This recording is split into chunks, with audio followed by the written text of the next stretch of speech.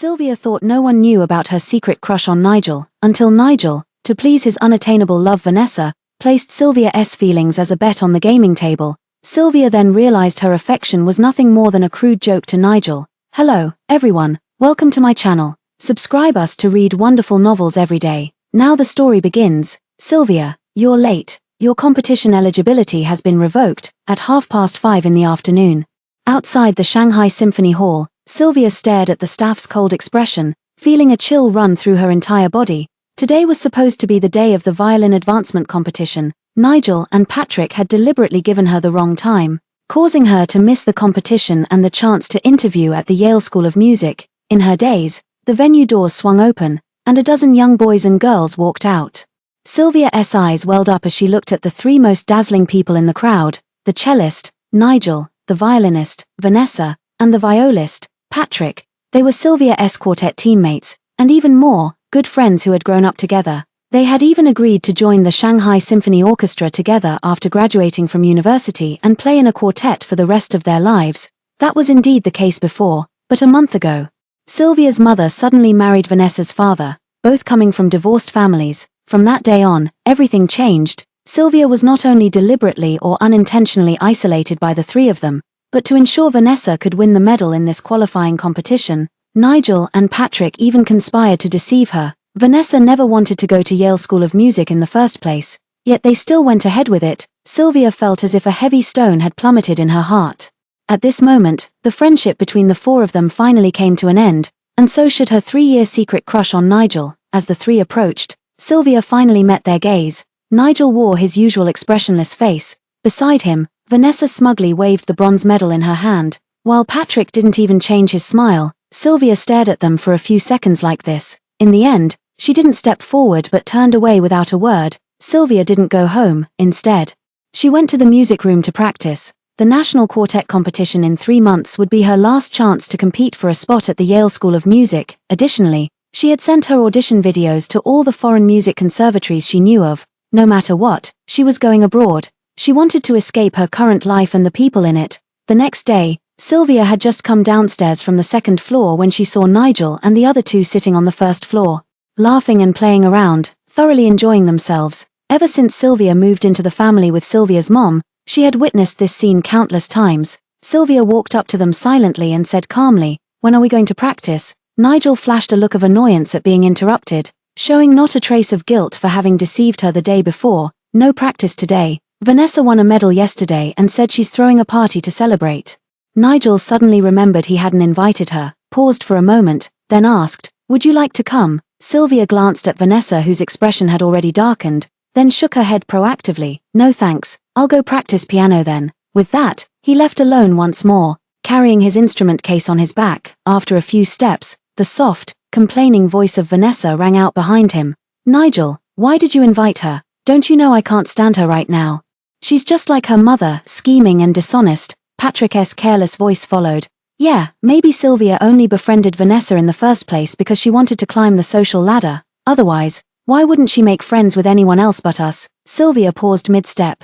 The words pierced her heart like sharp thorns. She couldn't even tell whether the memory of the four of them making dreams together was reality or just a dream. Sylvia blinked her eyes, gripped the instrument case tighter, and walked out the door. In the school music room, Sylvia practiced from 10 in the morning until 5 in the afternoon, estimating that Vanessa's party must have ended, before putting away her violin and preparing to go home. As soon as she entered the door, she saw 3 exquisitely dressed people, each dragging a suitcase, ready to leave. Sylvia's heart skipped a beat. Ignoring Vanessa's eye roll, she blocked their way. "Where are you going?" No sooner had she spoken than Vanessa haughtily lifted her chin. "Does it concern you where we go?" Sylvia's breath hitched. It was as if a large wad of cotton had been stuffed into her throat. It took a long time before she managed to squeeze out the words.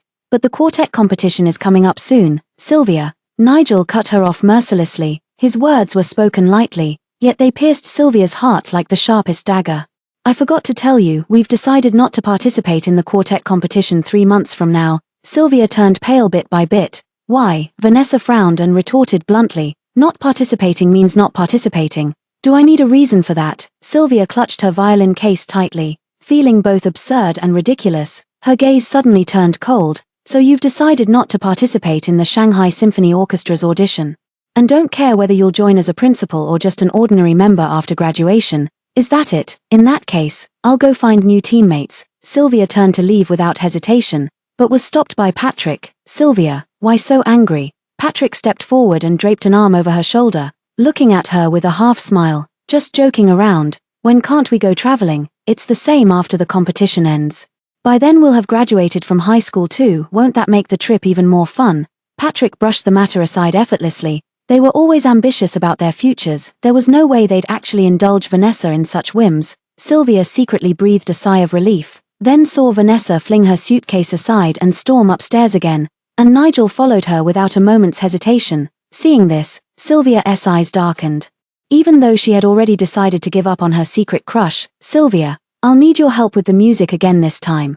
Patrick beside her suddenly spoke, his smile full of certainty. After all, we're best friends, aren't we? Sylvia's heart sank. Yes, she and Patrick were best friends that year. At 7 years old, Sylvia had just moved to Muyuan with her mother when she accidentally saw Patrick fall into the public swimming pool. She screamed herself hoarse to call adults, saving Patrick's life.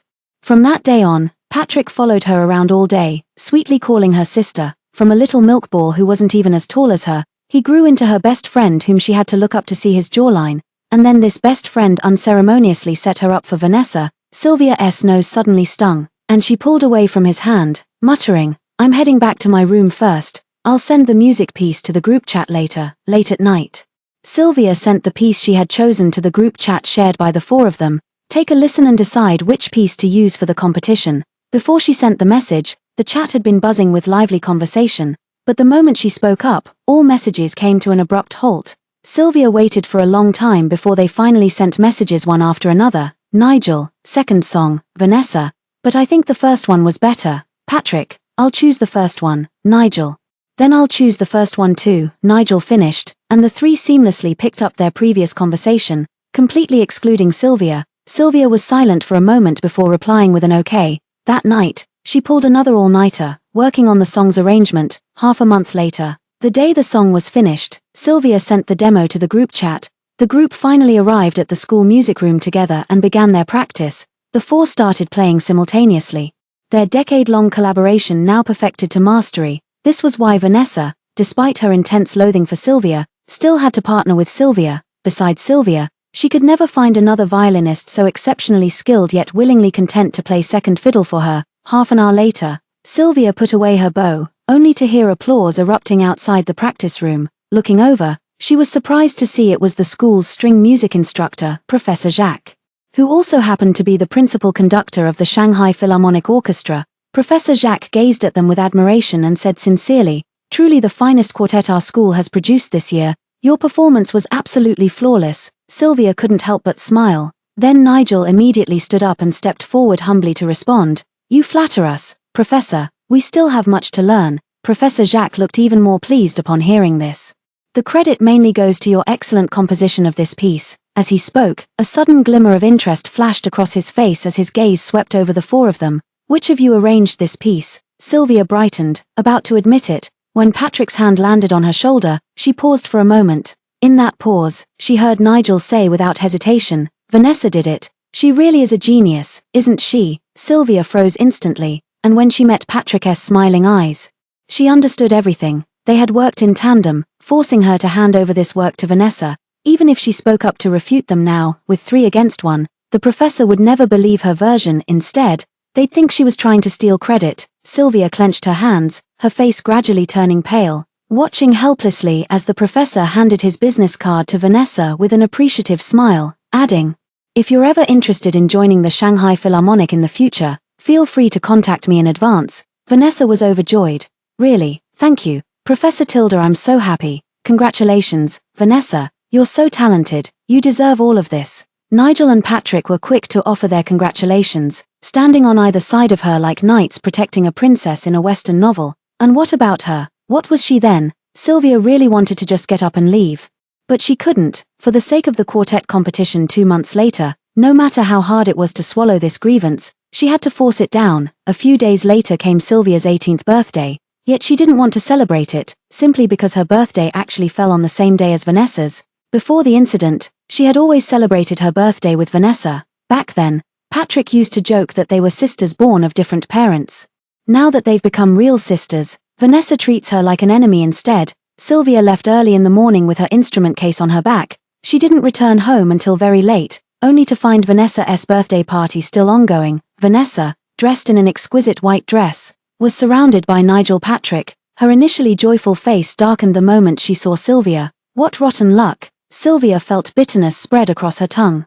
But seeing Sylvia's mom watching her expectantly from the dining table, she had no choice but to drag her feet forward. Sylvia's mom immediately broke into a satisfied smile, presenting the cake and placing it proudly before Vanessa. Vanessa, Auntie made this cake specially for you. Do you like it? Vanessa let out a cold laugh and openly mocked. So it seems you used these petty tricks to seduce my dad, Vanessa. Vanessa's dad warned disapprovingly before softening his tone to console. Your brothers Nigel and Patrick came personally to celebrate your birthday. Can't you at least try to be happy? Nigel understood immediately and presented his gift, a 10-carat diamond necklace. He said gently and affectionately, Vanessa, it's your birthday today, don't get upset over unimportant people. Okay. Patrick followed closely with his gift, his refined profile full of tenderness, and me too. This is the bag I went through so much trouble to get, you can't just wear it once and never again. Okay. Amidst everyone's flattery, Vanessa finally beamed with joy. Sylvia watched as Sylvia's mom's eyes gradually shifted from anticipation to disappointment. Just as she stepped forward, she saw the cake read, Happy birthday, Vanessa, only Vanessa's name. Even her mother had forgotten that today was also her birthday. Sylvia felt her eyes grow hot and turned directly to go upstairs, behind her. Their laughter continued to reach her ears as she told herself, Sylvia, happy birthday, you must be happy. That night, Sylvia was about to go to bed when suddenly there was a knock at the door. Sylvia's mom came in holding a box, sat by the bed, and placed it in front of Sylvia. Sylvia froze. Her heart was filled with both joy and complexity. She thought Sylvia's mom had remembered her birthday and come to give her a gift. But then Sylvia's mom spoke up, Sylvia, how could you be so inconsiderate today? Vanessa is your sister, and you didn't even prepare a gift for her birthday. Take this, give it to Vanessa tomorrow, and apologize to her again. Sylvia froze instantly. Sylvia's mom softened her tone when she saw Sylvia remained silent. I know you've been wronged, but it wasn't easy for me to get together with your Uncle Parker. Just do it for my sake and give Vanessa more leeway. Sylvia's heart grew colder and colder, unable to utter a single word. Sylvia's mom knew she was wronged, but didn't care at all, even forcing her to compromise. Her heart had long since been biased. After Sylvia's mom left, Sylvia opened the box to find a dazzling diamond bracelet inside. She couldn't help but touch the silver bracelet on her wrist, the one her late father had given her, and could no longer hold back the overwhelming sorrow. Burying herself under the covers as tears spilled out, Dad, if only you were still here. The next day, in the piano room, Sylvia hesitated for a long time before finally carrying the box over to Vanessa. Happy birthday to you. As for an apology, she simply couldn't bring herself to say it. Vanessa raised an eyebrow and picked up the box to unwrap it. Sylvia finally relaxed when she saw this. As I turned to return to my seat, I suddenly heard Vanessa speak arrogantly. Wait, Sylvia paused. Turning back, she saw Vanessa's gaze fixed tightly on the silver bracelet on her wrist, instinctively wanting to pull her sleeve down, yet Vanessa still extended her hand toward her with a condescending air. Of course, you should give gifts that the other person likes. I prefer that bracelet on your hand, give it to me. Sylvia held her breath. Vanessa had everything, her family's favor, diamond necklaces, designer bags. How could she possibly want this silver bracelet? It was just her habitual desire to take what was hers. She didn't want to give it. Sylvia said bluntly, Vanessa, if you like it, I can buy you an identical one. No, I'll get you an even prettier one. Vanessa immediately raised her eyebrows with keen interest. If it was just a whim before, now she genuinely wanted it. Vanessa immediately looked pitifully at Nigel and said, Nigel, Sylvia took my dad away from me, and all I want is a bracelet. Why won't she even let me have that? Sylvia felt her heart suddenly clench as she tightened her grip on her bracelet, emphasizing each word. I told you, I can exchange it for something else. Yet no one at the scene paid her any attention. Nigel walked without hesitation to Sylvia, his ice-cold eyes fixed on her. Word for word, he said, will you hand it over willingly, or shall I take it myself? Sylvia froze. Nigel, however, had lost his patience. He unceremoniously grabbed her hand, intending to take off the bracelet. Sylvia immediately began to struggle in terror. Let me go. Yet no matter how she struggled, she couldn't break free. She looked pleadingly at Patrick. Patrick stood up and approached leisurely. Sylvia thought he was coming to help her after all. Patrick knew this bracelet was the last keepsake left to her by her late father. The next second, she found her other hand seized by Patrick. Sylvia instantly turned deathly pale, looking at Patrick in disbelief. Nigel took advantage of the opportunity to effortlessly snatch the bracelet and present it to Vanessa. Patrick finally released Sylvia with a smile, speaking down to her from his superior position. "Who are you putting on this act for, Sylvia? This is what you owe her. If Vanessa wants it, you have to give it." Sylvia's eyes gradually reddened, a scalding teardrop fell on Patrick's hand, startling him for a second. Sylvia no longer looked at him, instead reaching her hand toward Vanessa. "Give it back." Vanessa gave a disdainful laugh, smugly putting on the bracelet while eyeing its tiny scratches with contempt flashing in her eyes. "It's just some shabby bracelet, don't act like I'm bullying you. Here, take it back." Vanessa pretended to hand it over but suddenly changed direction, flinging the bracelet straight out the window. "No." Sylvia's pupils constricted sharply, and she ran to the window to look. The bracelet was caught on the outdoor air conditioning unit, precariously dangling. Sylvia didn't hesitate for a moment, flipping over to retrieve it. The instant she got the bracelet, her foot slipped, and she fell from the windowsill. In that instant, Patrick immediately changed his expression and shouted, "Sylvia!" Meanwhile, Nigel ran downstairs without a word, his face ashen. Neither of them paid any further attention to Vanessa. Vanessa stood there, her expression growing increasingly grim. Nigel carried Sylvia on the first floor when she had already fainted. Patrick arrived shortly after, and the two of them took Sylvia to the hospital. 2 hours later, Sylvia slowly regained consciousness. Seeing the bracelet still tightly clutched in her hand, she finally let out a sigh of relief. The nurse beside her said sternly when she woke up, "Young lady, don't do such dangerous things again. Luckily, you only fell from the second floor, just a sprained ankle and some scrapes. If it had been 1 floor higher, you'd definitely have broken bones. Don't do this again next time." "You didn't see how frantic your two friends were when they brought you to the hospital." Sylvia froze, her heart filled with mixed emotions. So they weren't completely indifferent to her safety after all. Just as I was thinking, the hospital room door suddenly swung open. Nigel and Patrick walked in one after another. Sylvia was about to thank them when Nigel opened his mouth with, "If you're going to jump off a building next time, better find somewhere with no people." And Patrick quickly followed up with, "Are you out of your mind? It's just a damn bracelet. It's fine if you die, but don't drag Vanessa into it, okay?" They weren't concerned about her physical condition. They were just worried that if something happened to her, it would implicate Vanessa. Sylvia's heart was sharply pierced, and all sounds were caught in her throat. The two of them spoke and then left. The empty ward quickly fell into complete silence, but before long, the silence was broken by Sylvia's mom, who arrived in a hurry. Sylvia's mom pushed open the ward door, first asking the nurse if Sylvia's violin-playing hand was injured. Upon learning her hand was fine, she immediately sighed in relief. Then she turned around and began scolding Sylvia without hesitation. "If that broken necklace is lost, then it's lost. Just buy another one. Why are you arguing with Vanessa again, Sylvia? Are you deliberately trying to embarrass me?" Sylvia stared blankly at the woman in front of her, and suddenly her vision blurred. The next day, Sylvia was discharged from the hospital. Her right foot was sprained, and she hobbled to the practice room with her cello, her foot wrapped in gauze. As she entered the room, Nigel let his gaze linger on her feet for a moment before looking away and saying, "Since you're here, we'll still play the string quartet.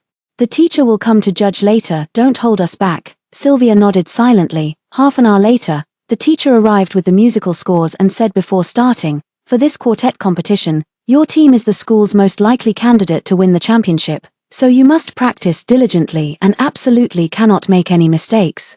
Do you hear me?" All four responded in unison. The teacher nodded in satisfaction, then opened the score. "Begin." Sylvia calmly closed her eyes, her mind now free of distractions. For the first time, she didn't hold back her full potential. Even while handling the foundational parts of the quartet, she instantly captured everyone's attention. Nigel and Patrick were both astonished, their strings instinctively following her rhythm. Vanessa lacked mental resilience, and her already unpolished performance became even more error-prone under pressure, causing the teacher to frown repeatedly. When the piece ended, the teacher said bluntly, "You've got the positions wrong. The violin section needs to switch places. Sylvia will take the lead, Vanessa will play the supporting part." Sylvia replied calmly, "Thank you, teacher." Only Vanessa looked upset. After the class ended, Sylvia slung her instrument bag over her shoulder and tried to walk past them. But Vanessa stopped her with a cold expression. "Sylvia, how could you be so shameless? Do you really enjoy taking things that don't belong to you?" Sylvia's heart clenched violently. She retorted without hesitation, "I didn't know playing the violin better than you could be considered a fault. Vanessa instantly lost her composure. Nigel immediately frowned and stepped forward, shielding Vanessa as he looked down at Sylvia with authority. Go tell the teacher you're voluntarily giving up the first violinist position to Vanessa. Patrick, who always smiled, lost his smile at this moment, looking at Sylvia with displeasure. I told you, you must always be Vanessa's sidekick. You owe her this. Sylvia gritted her teeth. Looking at the three people in front of her, she finally couldn't help but tear up, feeling a wave of grievance wash over her. Why should she always give in to Vanessa in everything? Just because her mom married her dad, it wasn't her who made her mom marry, nor was it her who made Vanessa's dad marry her mom. In this matter, she's never done anything wrong to Vanessa. Sylvia took a deep breath, her gaze sweeping over the three people in front of her, and refused word by word, I don't want to. As soon as her words fell, the three people in front of her were startled. Patrick's face instantly turned cold, and he said angrily, I think you're not thinking straight. I'll make you sober up right now. With that, he directly snatched Sylvia's phone and pushed her to the ground. Sylvia winced in pain, but when she looked up again, she saw the three of them quickly walk out the door. Nigel closed the door expressionlessly, his thin lips parting slightly as he spoke. Sylvia, it's good to know your place. What doesn't belong to you will never belong to you. Sylvia was startled and immediately rushed forward, pounding on the door. Nigel, Patrick. You can't do this to me. The music room was in a secluded location and had excellent soundproofing. If she were locked in here, she didn't know how many days it would be before someone found her. Outside the door, Vanessa's feigned voice drifted in, barely audible. Isn't this a bit too much? What if something goes wrong? Sylvia held her breath, then she heard Nigel say nonchalantly, if something goes wrong, just say I did it. Besides, she was the one who got greedy for something that wasn't hers. We're just taking back what rightfully belongs to you. Sylvia slowly sank to the ground, curling herself into a helpless ball. A long time passed before she realized she was crying again. As tears fell onto her knees, she comforted herself, thinking it's okay, they were just trying to scare her, and they would let her out soon. But an hour passed, then a whole night. Sylvia never saw that door open. Just as she was about to faint, Nigel finally opened the door, condescendingly crouched before her, and said, do you know you're wrong? Sylvia closed her eyes, and scalding tears fell. Understood. Her greatest mistake was believing they still cared about the bond they'd shared since childhood. But in truth, apart from her, no one had cared for a long time. She was deceiving herself, clinging to that last shred of illusion. Nigel, having achieved a satisfactory outcome, promptly pulled Sylvia up and wasted no time in escorting her to the teacher's office. Sylvia stood before the teacher, her face pale as she said, Teacher, I don't think I'm capable of handling the lead performer position. Let Vanessa take it instead. The teacher frowned at her, disappointment flashing in his eyes. Understood. Thank you, teacher. Sylvia walked out of the classroom with heavy steps, meeting Nigel's indifferent face. After a long silence, she spoke in a hoarse voice.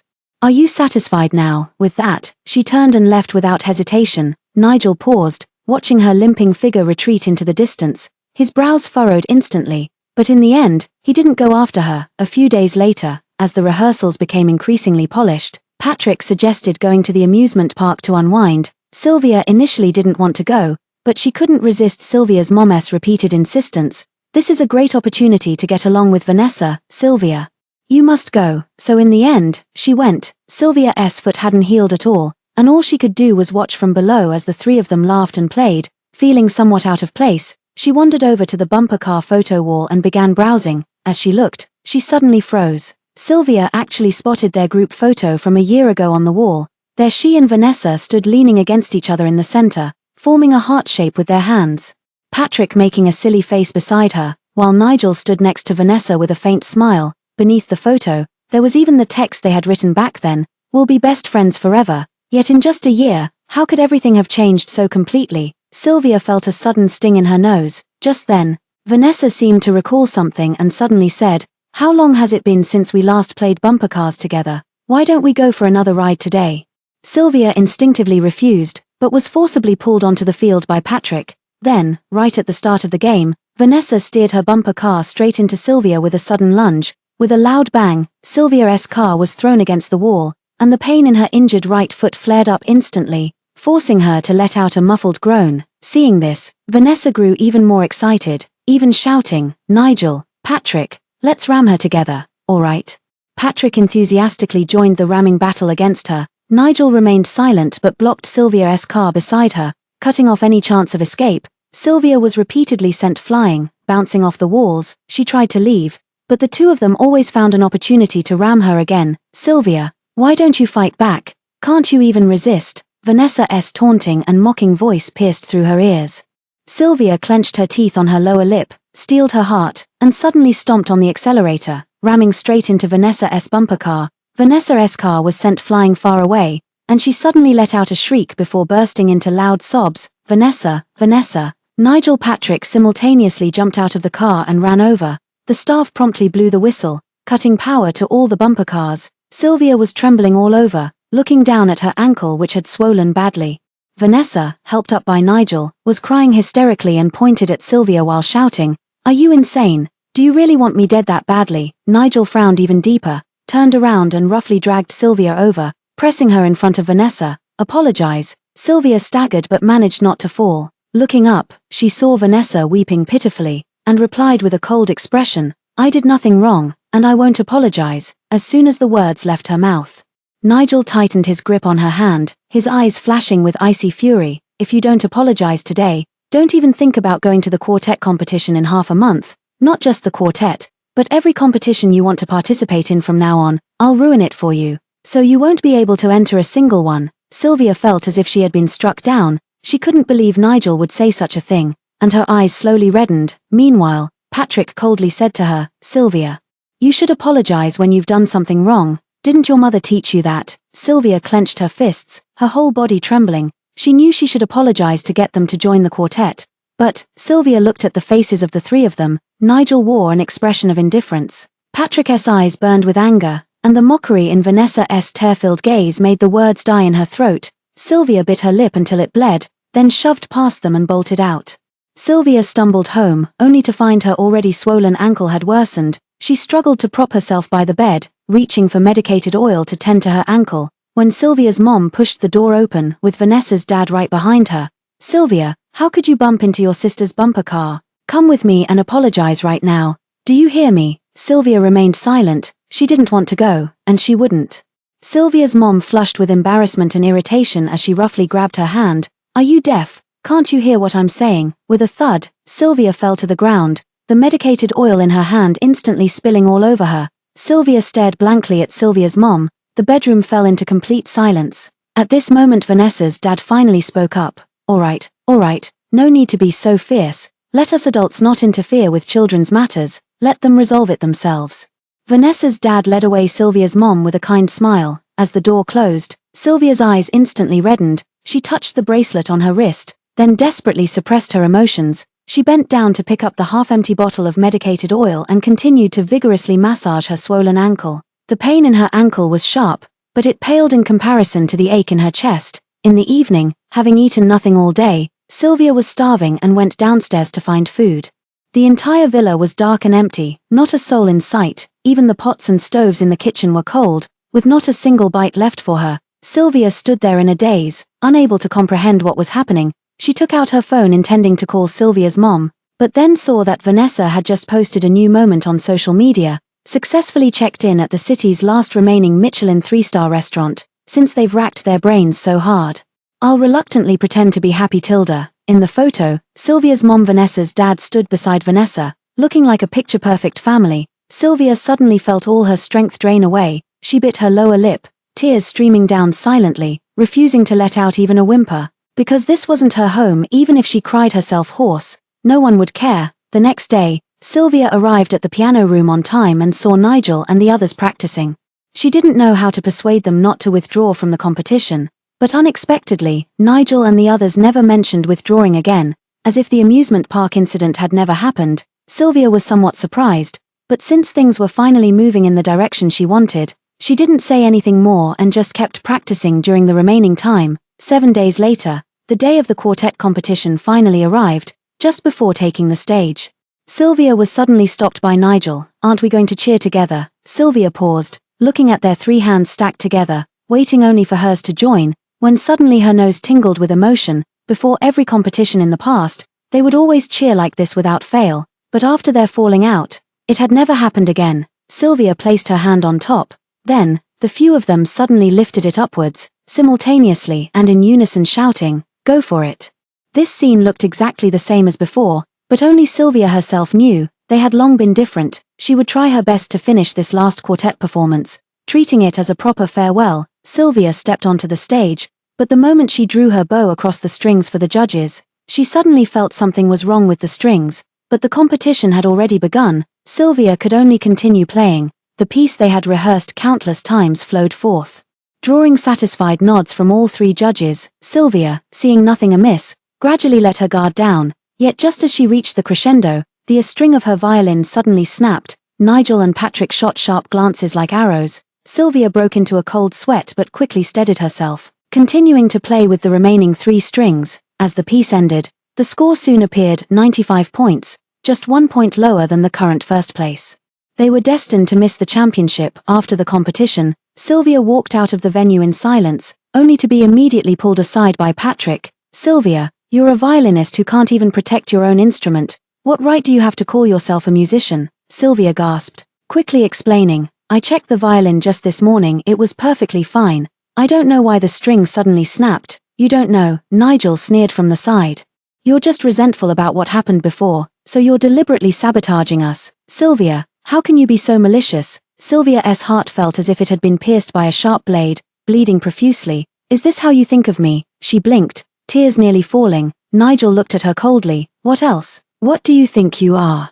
Sylvia suddenly held her breath, the pain rendering her speechless. Watching them walk away helplessly, a classmate approached and said, "Sylvia, I saw Vanessa messing with your violin case earlier. Could she have cut your strings?" Sylvia, startled, hastily thanked them and ran toward Nigel's direction. She wanted to tell them about this matter, but just as she reached them, she heard Patrick ask Nigel, "Sylvia didn't see you cut her strings, did she?" "No, she didn't," Nigel replied calmly. "Weren't you supporting her then?" "She was too overwhelmed to even notice. How could she have been in the mood to watch me?" Sylvia trembled and froze in place. "Who told her to be so vicious as to hurt Vanessa?" Nigel paused briefly before continuing. "Even if she knew the truth, what could she do?" "That's true." Patrick let out a low, muffled laugh. "She has no friends besides us. Who else could she team up with if she leaves us?" Sylvia lost the last trace of color from her face. Clenching her fists, she was about to charge forward recklessly to demand answers. Then she heard Patrick's next words. "Nigel, I haven't asked you yet, how does it feel to be liked by Sylvia?" Sylvia froze on the spot, her mind going completely blank. She never imagined her secret crush on Nigel would be exposed, and now, she heard Nigel snort lightly and say carelessly, "Annoying. With so many people in this world she could like, why did it have to be me? Why did it have to be him?" Sylvia murmured these words silently, feeling as if a gaping hole had been torn in her chest, so numb that even pain failed to register, leaving only emptiness behind. At this moment, Sylvia didn't even dare to wonder when they had found out. The mere thought of all these years, how Nigel had known everything yet still looked down on her as she tried to please him, made her desperate to flee. Anywhere would do, as long as it was far from them, far from any place with Nigel. Sylvia returned home in a daze. She immediately wanted to pack her things and leave, but just as she finished packing, she received an unfamiliar international call. After a moment's hesitation, she answered it. "Is this Sylvia?" An unfamiliar female voice came through. Sylvia asked blankly, "Yes. May I ask who's speaking?" The person immediately replied, "I've watched your audition video, and the standard is quite good. After discussion with the school, we've decided to make an exception and admit you." Span. Sylvia then remembered the audition videos she had sent to various music schools. Who would have thought that by sheer luck, she had actually won the favor of the school's faculty? Sylvia was instantly overjoyed and eagerly asked, "May I ask which college you teach at?" Whichever it was, she'd take it. The Royal Academy of Music. Completely oblivious to the bombshell she just dropped on Sylvia, the woman continued, "Also, I was once your father's student. My name is Rebecca. Feel free to come to me if you encounter any problems at school." Sylvia clutched her phone tightly, repeatedly expressing her gratitude. "Thank you, Miss Rebecca. I promise I won't let you down." After hanging up, Sylvia immediately received an acceptance letter from the Royal Academy of Music in her inbox. Staring at the prominent school seal on the document, she was rendered speechless. This was the Royal Academy of Music.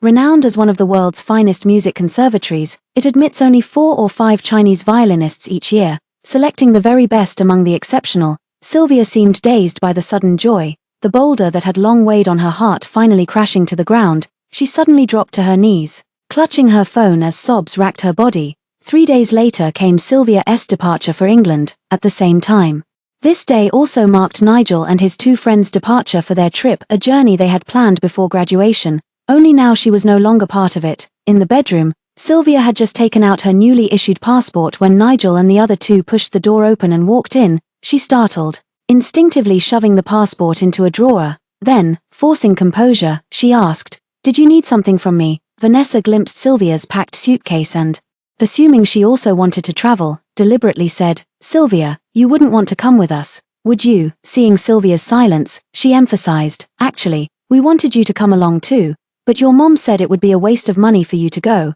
and you'd be better off doing more chores at home." Hearing these words, Sylvia's already numb heart couldn't help but ache. There was a moment of silence in the room, then it was broken again by Nigel. "We've discussed it. Although you previously wronged Vanessa and deliberately messed up during the quartet competition, as long as you continue to accompany Vanessa, we'll let bygones be bygones." At this point, Sylvia could no longer feel sad. She simply looked at Nigel and asked softly, "How long do you want me to do this?" "For a lifetime." Seeing this, Nigel and the others just froze for a moment, exchanging glances. Then Patrick put away his playful smile and said word by word, "Of course. This is what you owe her, isn't it?" Sylvia suddenly clenched her fist. No, she owed nothing to any of them. Yet in the end, she said nothing, silently watching them leave with laughter. Sylvia turned around, staring blankly at everything in the room. The wind chime by the window was a matching set with Vanessa's. She had once said, "Vanessa, we'll each keep one. This will symbolize our friendship, unbreakable forever." The first formal dress in the wardrobe was a gift from Patrick. He had told her, "I'm lending you all my luck, may you take first place in every competition from now on." The rosin on the shelf for cleaning the violin was a gift from Nigel. He once said, "Fine rosin deserves a fine violin, and a fine violin deserves a fine player like you. Sylvia, join my quartet, and let's go to Golden Vienna together." Once, she treasured these words above all else, but now, she wanted none of it. By the time Sylvia came downstairs, they had already left, and the hall stood empty. Sylvia took out her phone, deleted their contact information one by one, cleared out her social media feed, and finally snapped her SM card in half without hesitation, tossing it into the trash. This four-player friendship game she was done playing. Sylvia pushed open the door, and the gentle morning light fell upon her. Dragging her suitcase behind her, she walked step by step into the light, toward her brand new life, Shanghai Airport. Nigel, the three of them sat in the international flight waiting area. With 20 minutes left until the plane's departure, Nigel, bored out of his mind, he decided to play with his phone. After a while, I inexplicably clicked on Sylvia's moments. Her moments were always incredibly boring. Either videos of her practicing or various landscape photos without captions. Just like Sylvia herself, her mind contained nothing but piano practice. Nigel pressed his lips together, suppressing an inexplicable irritation, and was about to exit the page when Patrick leaned over. "What are you looking at? You look like you're suffering from some deep-seated grudge." He quickly turned off the screen and said dismissively, "Nothing." Patrick froze. He had already seen Nigel's phone screen, but he hadn't expected it to be Sylvia's moments. A strange, indescribable awkwardness flashed through him. It was as if someone was coveting something that belonged only to him. Patrick twitched his lips and leaned back in his chair. "You're not going soft on her, are you?" Vanessa said. "Sylvia is the daughter of a mistress. It's already embarrassing enough for families like ours to be involved with a mistress's daughter. Don't go looking for trouble." Nigel raised an eyebrow and said leisurely, "I know you hate mistresses, but to be honest, between the two of us, you're the one more likely to go soft on Sylvia." Patrick's face immediately darkened. Nigel was right. He did hate mistresses. His own mother had been driven to her death by one. Bullying Sylvia was no fun, but who asked her mother to intrude into someone else's family? They had shamelessly occupied half of the Parker family's property, and he didn't like it. But what he disliked even more was the way his heart softened every time he saw Sylvia. Patrick felt his chest tighten as he frowned at Nigel, a mocking smile curling at the corner of his lips. "I don't need your reminder. I know exactly what I'm doing." Nigel's face darkened instantly. He stared intently at Patrick, wordless yet imposing, just as tensions reached their peak. It was Vanessa's sudden exclamation that snapped them both back to reality. "Sylvia actually deleted me. Does she have a death wish?" Patrick looked at her simultaneously. Patrick let out a light laugh, his whole body relaxing again, not even noticing the certainty in his own expression. "It's fine. Use my WeChat to contact her. She definitely wouldn't dare delete me." Vanessa bit her lower lip, snatched Patrick's phone, and said angrily, "I'm going to ask Sylvia why she deleted me." But no sooner had she spoken than her body stiffened, and she looked at Patrick with a complicated expression. "She blocked you too." As soon as she finished speaking, Patrick's face instantly darkened, seeing this. Nigel only scoffed. Sylvia has actually grown a bit of a backbone. Vanessa lost her patience and turned her gaze back to Nigel. Nigel, lend me your phone. Sylvia would never block you. These words softened Nigel's expression slightly. Especially when he saw Patrick's darkened face, it brought him an indescribable pleasure. Here, just as he took out his phone, it was snatched away by Patrick. Nigel's expression darkened slightly, but he held his tongue with patience. The next moment, Patrick quickly opened WeChat and glanced at it. His relieved gesture was unmistakably obvious. Nigel's heart suddenly skipped a beat. Then he saw Patrick casually toss his phone toward him. Raising an eyebrow, he said, "Nigel, don't laugh at me either. You've been blocked by Sylvia too." Nigel's face darkened instantly. He picked up his phone and opened it. Sure enough, a glaring red exclamation mark appeared in his chat with Sylvia.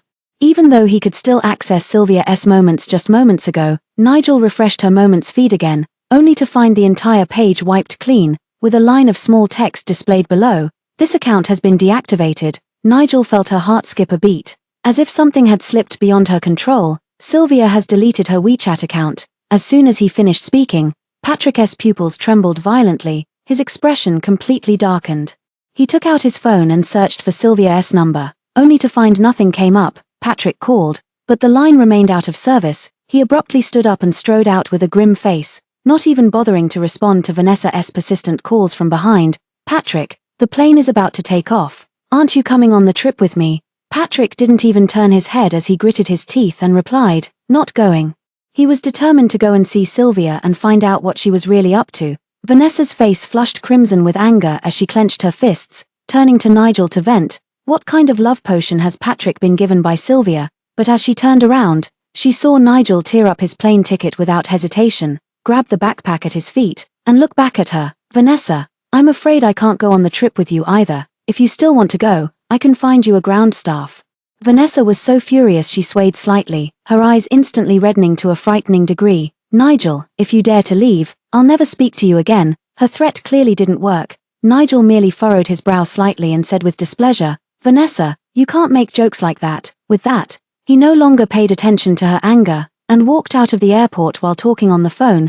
Vanessa gritted her back teeth, her face a mix of pale and green, then stomped her foot fiercely and chased after him. "Forget it, if none of you are going, then I'm not going either," she spoke, her teeth clenching even harder. "I'd like to see what Sylvia is really up to, making such a big fuss." An hour later, the Parker family residence, Patrick stormed in, suppressing his rage, and yelled, "Sylvia, get out here now." He stormed furiously to Sylvia's room door and barged in without even knocking. The room turned out to be empty, though all her belongings remained undisturbed inside. Seeing this, Patrick first felt a wave of relief, which only fueled his growing anger. "So much for your tough act, just another tantrum after all." After muttering to himself, he walked straight in and swaggered over to sit on Sylvia's bed, looking very much like he intended to wait there until she returned. Nigel arrived at the scene to find Patrick sitting on Sylvia's bed, a picture of utter familiarity and ease. A flicker of discontent instantly stirred in his heart, prompting him to step forward and pull Patrick up. "Don't sit on her bed," he said, meeting Patrick's puzzled gaze. Nigel quickly added, "Didn't you say it yourself? You hate homewreckers." "I'm just worried you'll sit on her bed and then feel disgusted with yourself afterward." Patrick's anger choked in his throat, stuck halfway, neither rising nor falling. It swelled uncomfortably. The three fell into silence, each harboring their own ulterior motives, none willing to speak first, until Sylvia's mom's sudden exclamation shattered the awkwardness between them. "Why are you all standing here?" Patrick wanted to ask about Sylvia's whereabouts, but as he looked at Sylvia's mom, he clenched his hands and found it hard to speak. Finally, it was Nigel who asked in a deep voice, "Auntie, do you know where Sylvia has gone?" Sylvia's mom frowned suddenly and hesitated for a moment before saying, "I only just found out from the school's call that Sylvia quietly applied to schools abroad without telling anyone. She's probably in the UK by now." "What?" They were all startled at the same time. Patrick thought it over carefully before suddenly realizing, no wonder she was so eager to compete. It was all to earn credits for studying abroad. Nigel's expression darkened, but he remained silent with a grim face. Instead, Vanessa clenched her hands, forcing an extremely strained smile. "Auntie, Sylvia went to which university? Let me tell you, many students who can't get into prestigious domestic schools try to gild themselves by studying abroad, but it's completely useless, just a waste of money." The more she spoke, the more convinced she became that the truth was exactly as she described, her delicate face now twisted into something almost menacing. Quick.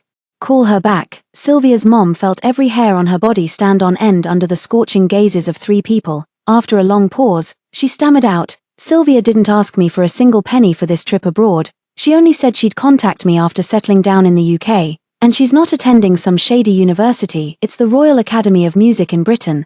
This news exploded in their minds like a bomb, shattering all three of them completely. Vanessa's eyes burned with jealousy and disbelief. Her, getting into the Royal Academy of Music, Auntie, surely Sylvia is lying to you. Call her right now, tell her to come back. Vanessa's shrill voice made Patrick involuntarily furrow his brows. Enough, his mind was in turmoil, barely able to withstand Vanessa's meltdown. So what if Sylvia went abroad to study? At most, she'll come crawling back home within a month. She's only 18, with no money and no acquaintances in England. How long can she possibly last? Patrick turned ashen with anger, let out a cold snort, then turned and walked away. Nigel was slightly more composed than Patrick, yet still instructed Sylvia's mom, if Sylvia contacts you, be sure to notify me immediately. Sylvia's mom nodded with flattered surprise. Nigel finally turned to leave. Vanessa bit her lower lip, then chased after him, blocking Nigel's path with a visibly hurt expression. Nigel, why do you care so much about where Sylvia went? You're not falling for Sylvia, are you? Nigel suddenly halted his steps, then raised his head to meet Vanessa's gaze. How could I have fallen for her? I was just worried that after she left, there'd be no one left to play quartets with us. Vanessa stared intently into his eyes. Really? Nigel curled his lips, but his eyes gleamed with a complex light. Truly, it was over 10 hours later when the plane touched down in England. Sylvia stood on completely different soil.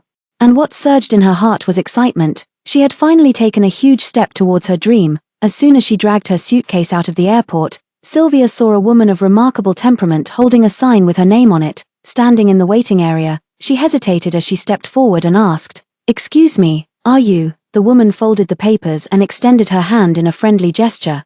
"Sylvia, hello, I'm Rebecca, here to take you to the school dormitory."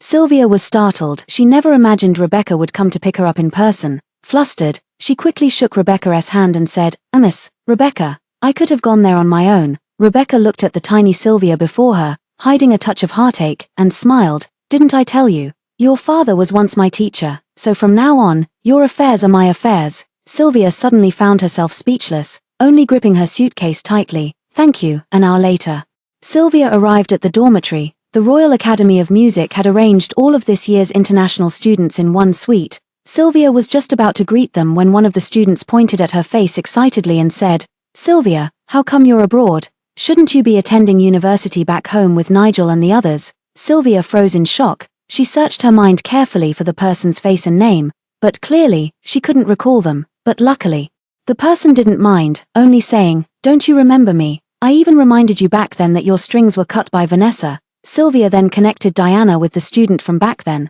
Although Diana had misjudged the person, her heart was in the right place. Sylvia smiled and said, "I remember now. Your name is Diana." Diana, her eyes sparkled as she said with considerable pride, Yes, I'm Diana, the one who's always been overshadowed by you four, perpetually the runner-up Diana.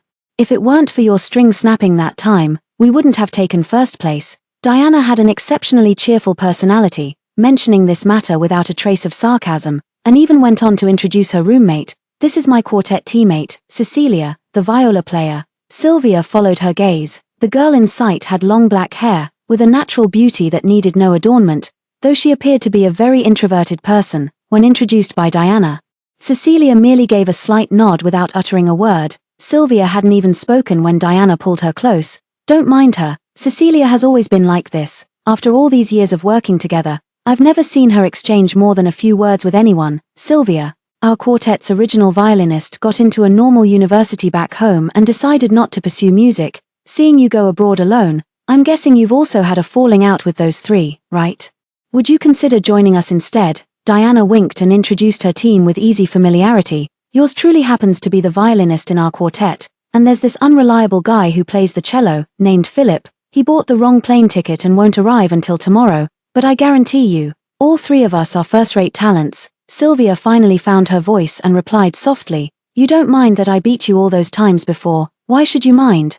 Diana found it strange instead, saying with righteous confidence, "You won first place by your own strength. though being perpetual runners-up doesn't sound great. We've genuinely learned a lot from your team. Now that you're single, I don't think any team would refuse to take you in." Sylvia immediately felt a pang of bitterness. So it was only Nigel and his team who couldn't see her talent. It turned out that in the eyes of others, she too could be someone worth fighting over. Diana, seeing her silence, simply leaned closer and whined, "We're really talented and nice people. You'd be losing out big time if you missed us." "Alright, I'll join you. We'll start training tomorrow." Sylvia didn't hesitate any longer and immediately accepted Songshi's invitation. Then carried her instrument back to her room. Diana froze for a second, still unable to believe her luck had arrived so suddenly. She let out an excited scream and turned to hug Cecilia. "This is amazing. We can play quartets together again." Cecilia also curled her lips, glanced at her, and then asked, "Do you really like Sylvia that much? I remember she's just a support in Nigel's team." Diana hummed twice, somewhat absent-mindedly. "If you've heard her solo, you'd understand why I like her so much. Sylvia is the most talented young pianist I've ever seen in our generation." 3 days later, the freshman semester began. Sylvia carried her instrument to the music classroom. Diana casually sat down beside her, flashing an ingratiating smile. Sylvia glanced at the people around her. One was Cecilia, and the other, a guy, was probably Philip, the cellist in their quartet. Philip had delicate features with a faint air of detachment between his brows. His tall frame and broad shoulders contrasted with his boneless posture as he lounged lazily against the chairback, as if even lifting a hand would be too much effort. Yet when he met Sylvia's probing gaze, the corners of his lips curled as he spoke softly. "Hello there, Sylvia. I'm your new teammate, Philip." Sylvia was momentarily dazzled by his strikingly handsome appearance, then quickly nodded and averted her gaze. Diana, since when did her teammate look this good? How had she never noticed before? They'd truly been fooled by Nigel and the others. Sylvia muttered a few complaints in her heart before dismissing the thought and lifting her eyes toward the podium. The first class of university passed by amidst various self-introductions. After class, Sylvia and the others went together to the Academic Affairs Office to sign up for the British Quartet competition happening in half a month. This was a highly prestigious competition.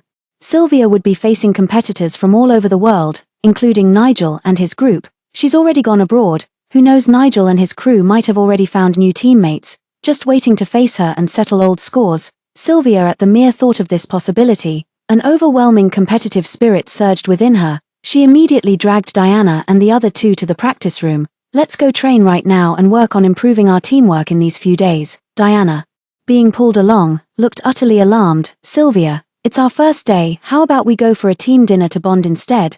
Sylvia didn't even turn her head, her eyes brimming with excitement. What could possibly foster teamwork better than practicing together? Team-building activities. "We can have those after winning first place in the UK quartet competition." Diana turned around painfully to look at Cecilia. "Save me." Before the words were finished, Sylvia eagerly pulled them away. Cecilia curled her lips almost imperceptibly, then heard Philip beside her sigh. "Would you say Diana is digging her own grave?" She tightened her grip on the heavy viola strap and calmly replied, "No, we need someone like Sylvia to spur us forward, don't we?" Cecilia gave a once-over to Philip, whose very walk exuded laziness, and shook her head helplessly. "If you and Diana were as eager for victory as Sylvia is, we wouldn't be stuck with the title of eternal runner-up." Philip nervously touched his nose and looked straight ahead. "Let's go." Meanwhile, in a practice room at the Shanghai Conservatory of Music in China, Nigel was introducing his new teammate, violinist Audrey, to Vanessa and Patrick. "This is Audrey from Shanghai Conservatory of Music, who ranked first in this year's entrance exams. She's been abroad before." Audrey wore an exquisitely tailored champagne-colored dress, her gaze carrying a trace of aloofness and arrogance as it swept across the room. She glanced at the group and stated matter-of-factly, "The reason I joined you is because you've maintained first place for several consecutive years. Only the top-ranked team is worthy of me." Vanessa found her dominance inexplicably overshadowed. She gave an awkward smile, then proactively and kindly said, "Shall we start practicing now? This is the score for our UK quartet competition. You can play the second violin part." "Second violin?" Audrey gave an absurd laugh, then coldly said, "Nigel didn't tell you. My joining you also comes with conditions. I want to be your first violinist." "Impossible." Vanessa's face suddenly darkened. "I'm the first violinist of this ensemble. How dare you try to take what's mine the moment you arrive?" Audrey looked at her with amusement and said bluntly, "What do you mean by stealing? The first violinist in a quartet should naturally be the most capable. Since you're inferior to me, why shouldn't I replace you?" Vanessa was speechless. She turned to Nigel, calling out to him as if for help, "Nigel." But Nigel nodded in agreement. Vanessa, don't be childish, she's not Sylvia. Between you two, it's truly a matter of the stronger one prevailing. For the championship, just bear with it." Vanessa looked at him in disbelief, her anger flaring up instantly. She turned her furious gaze to Patrick. "Patrick, listen to what Nigel is saying. He actually wants me to compromise." Patrick kept his head down playing with his phone, not even looking up. Hearing this, he merely said calmly, "Is Nigel wrong? If you want to be the first violinist, you can practice more in private and strive to surpass Audrey one day." Vanessa froze on the spot. She looked at the two familiar yet unfamiliar faces before her, and an unusual sense of panic welled up in her heart. Why Sylvia did everything change after she left? Audrey sneered with self-mockery. Within minutes, she already felt some regret for joining Nigel's team so hastily. She had thought the top-ranked team should logically have no major issues, yet she never expected the problems would be this severe. Audrey gave Vanessa a cold glance before taking out her own violin. "Let's begin. My goal for this competition is the championship." 2 weeks later, on the day of the British Quartet competition, Sylvia and Diana set off full of ambition, only to be surprised by the sheer number of contestants when they arrived at the competition venue. Contestants from various countries sat scattered, divided by their teams. Sylvia found a seat and was about to wipe her instrument when she heard a familiar voice. "Sylvia, it really is you." She looked up and saw it was a former high school classmate. What a coincidence. After greeting her, the classmate gave a surprised glance at Sylvia's companion and asked, "Is this your new teammate?" Seeing Sylvia nod, she felt a twinge of emotion in her heart. After all, she had been relentlessly defeated by Sylvia and Nigel's team while growing up. The once dazzling quartet that amazed everyone had now gone their separate ways, a sight no one wished to see. At that moment, with a whistle from the organizers, the competition began. Only then did her classmate remember the task at hand and said, "I should go now, see you later." With that, she turned and ran off, only to find when she reached her own team, good grief, sitting right next to them was Nigel's group. The classmate immediately felt awkward. Realizing that Nigel's team also had an extra stranger, she wanted to pretend not to notice, but the moment she sat down, she heard Nigel and his friends whispering about Sylvia. "You say Sylvia has been in the UK for half a month already. How is she still managing? Where did she get the money? Sylvia must be kicking herself by now. Without us, she probably can't perform in the quartet anymore. She's just being dramatic. Everything was fine, but she had to go abroad, probably just a stunt to grab attention. Didn't expect it to backfire, did she?" The classmate was practically sitting on pins and needles. She couldn't bear to listen any longer and turned her head to glare at the endlessly chattering Patrick. "Patrick, could you say less?" Patrick's words instantly caught in his throat, his face flushing with visible irritation. "What's it to you if I talk about Sylvia?" The classmate sneered and said bluntly, "It's none of my business, but I feel obliged to give you a heads up. The Sylvia you're talking about has already formed a new quartet." Patrick froze abruptly. He instinctively retorted, "Impossible. Who else could Sylvia possibly collaborate with besides us?" The classmate scoffed and stopped looking at him, saying only, "Whether I'm right or wrong, you'll find out soon enough." With that, he turned his head away and ignored Patrick. Patrick stood rigid, his face filled with disbelief. After a long pause, he slowly turned to Nigel and said, "Nigel, did you hear that? Sylvia actually joined someone else's team behind our backs." Nigel also looked grim, clenching his fists without speaking for a long time. Vanessa forced a smile and replied, "Impossible. Sylvia has no other friends besides us. It must have been a case of mistaken identity." Patrick's expression didn't improve with Vanessa's reassurance. If anything, it grew even darker. "Hey, listen, the match is about to start, and you're all completely falling apart just because of your former teammate's presence." After staying quiet for a long time, Audrey finally couldn't hold back and spoke up. She looked at each of them one by one, her presence overwhelming. "I really doubt whether you're actually the top-ranked team. What? Were your results carried by this person called Sylvia?" "Of course not," Vanessa denied vehemently without hesitation. "Sylvia is just our second violinist. It makes no difference whether she's here or not." Audrey finally withdrew her gaze and said calmly, "Then stop putting on this dead look. Let me reiterate, the only reason I joined you is to win the championship." Nigel glanced at the visibly displeased Patrick, his brow furrowed. "All right, stop overthinking. It's almost our turn. The match is what matters now." Patrick only managed to regain some composure upon hearing this, nodding stiffly. Sure enough, in due order, they were next to perform. Nigel led the three of them backstage. Before they went on, he specifically advised Vanessa, "Vanessa, this is your first time competing as a second violinist. You must remember not to show off. Just do what you're supposed to do." Vanessa, with a stern face, grunted a reluctant "Hmm." As soon as she stepped onto the stage, Vanessa's eyes met Sylvia's in the audience, her entire body stiffened, the bow in her hand freezing instantly. Sylvia's gaze was calm, yet she couldn't shake the feeling that Sylvia was saying, "How did you end up like this, without me? Can't you even hold on to the position of first violinist anymore?" Vanessa's hands clenched tightly, her rational mind teetering on the brink of collapse. The performance began. Vanessa broke out in a cold sweat on her forehead, her bow completely out of control. No, she couldn't be a loser in front of Sylvia. She couldn't let Sylvia laugh at her. Never. Vanessa gritted her teeth, and the violin's music instantly overpowered Audrey's, as if fighting for the lead position.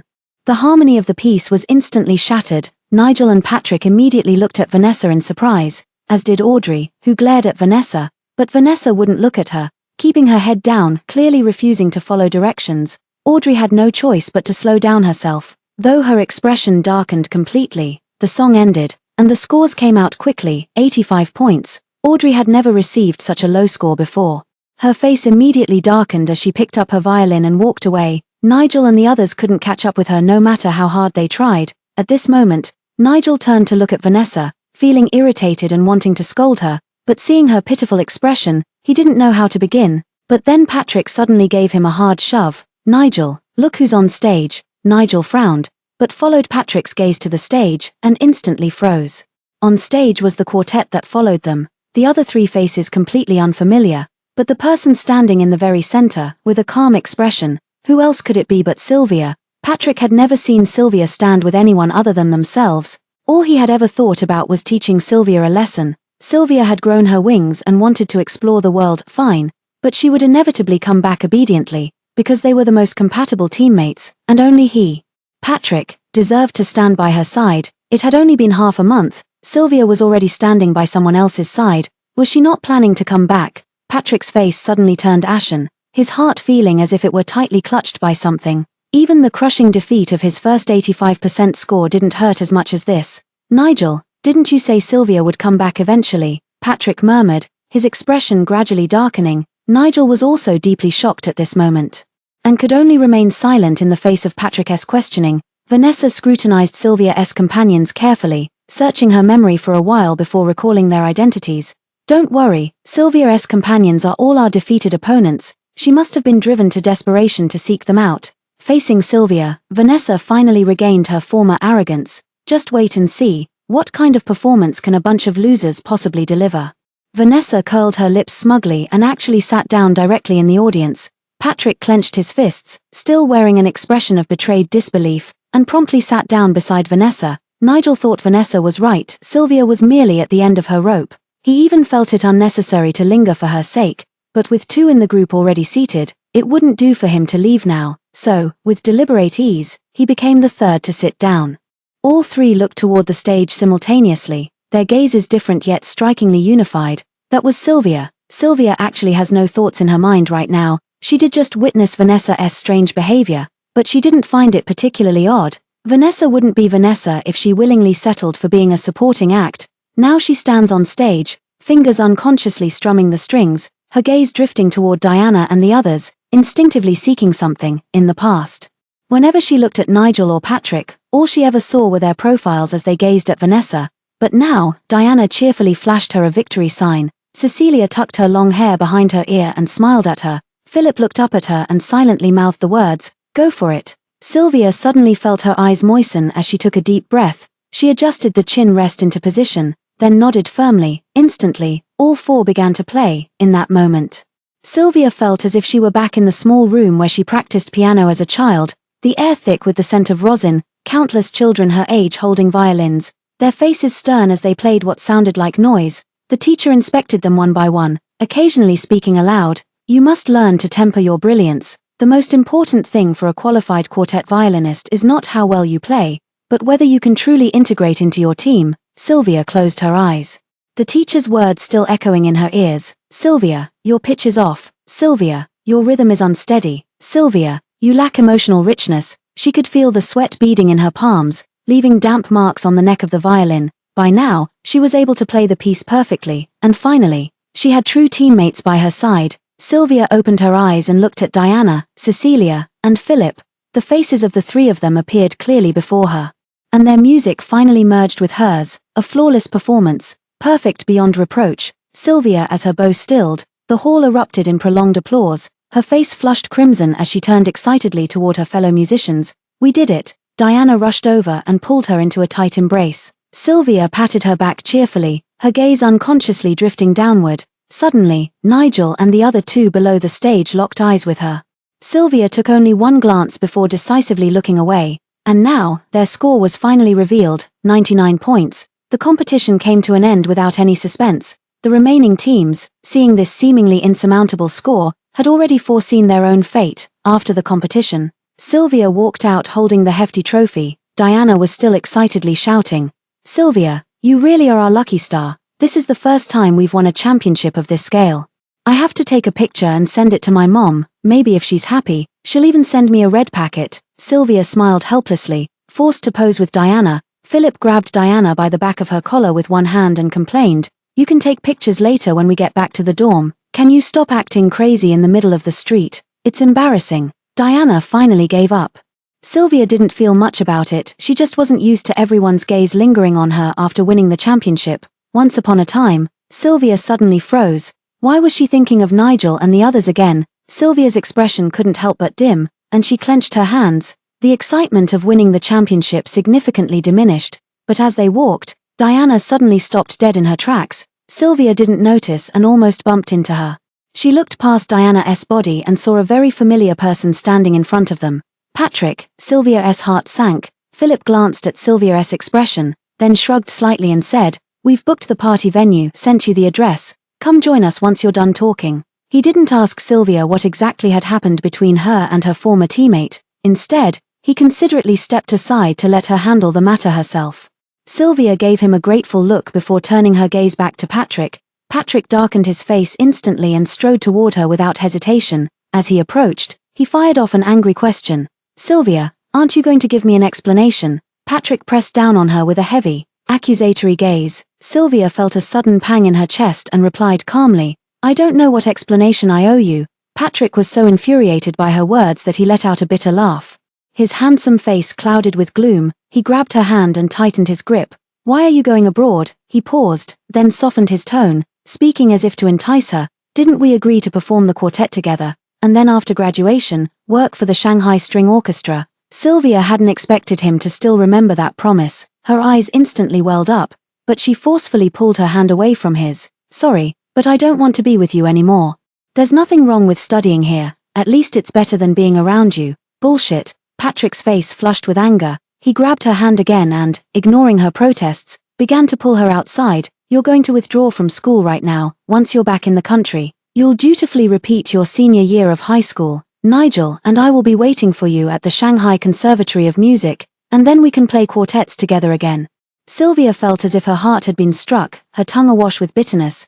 Patrick dragged forward a few stumbling steps before planting her feet firmly. Patrick turned back in surprise, only to see an unprecedented seriousness on Sylvia's face. "Patrick, stop fooling around. You saw it all, didn't you? I already have a new quartet team." Sylvia's blunt and piercing words stabbed into Patrick's heart, draining the color from his face. "What do you mean?" He released his grip, studying Sylvia with probing eyes. "You're not still angry, are you? We've already stopped holding it against you, so what are you still hung up on?" Sylvia froze momentarily. She looked at him in disbelief and said coldly, "You're willing to let bygones be bygones, so you've always thought it was all my fault. I shouldn't have played the violin too well, stealing Vanessa's lead. I should have handed over my father's heirloom and given it to Vanessa.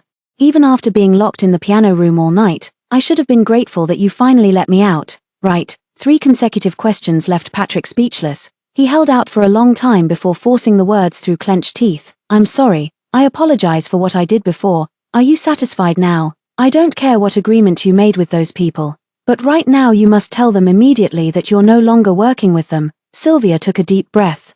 The pent-up frustration in her heart didn't lessen. Instead, it grew even more upon hearing Patrick's apology. She merely said, "Patrick, do you think I'll unconditionally forgive you just because you apologized?" Patrick was stunned. His face finally paled at this moment, turning ashen bit by bit. "What do you mean?" Sylvia kept a cold expression as she forcefully pried his fingers open one by one, showing no mercy. "What I mean is, I can't partner with you anymore.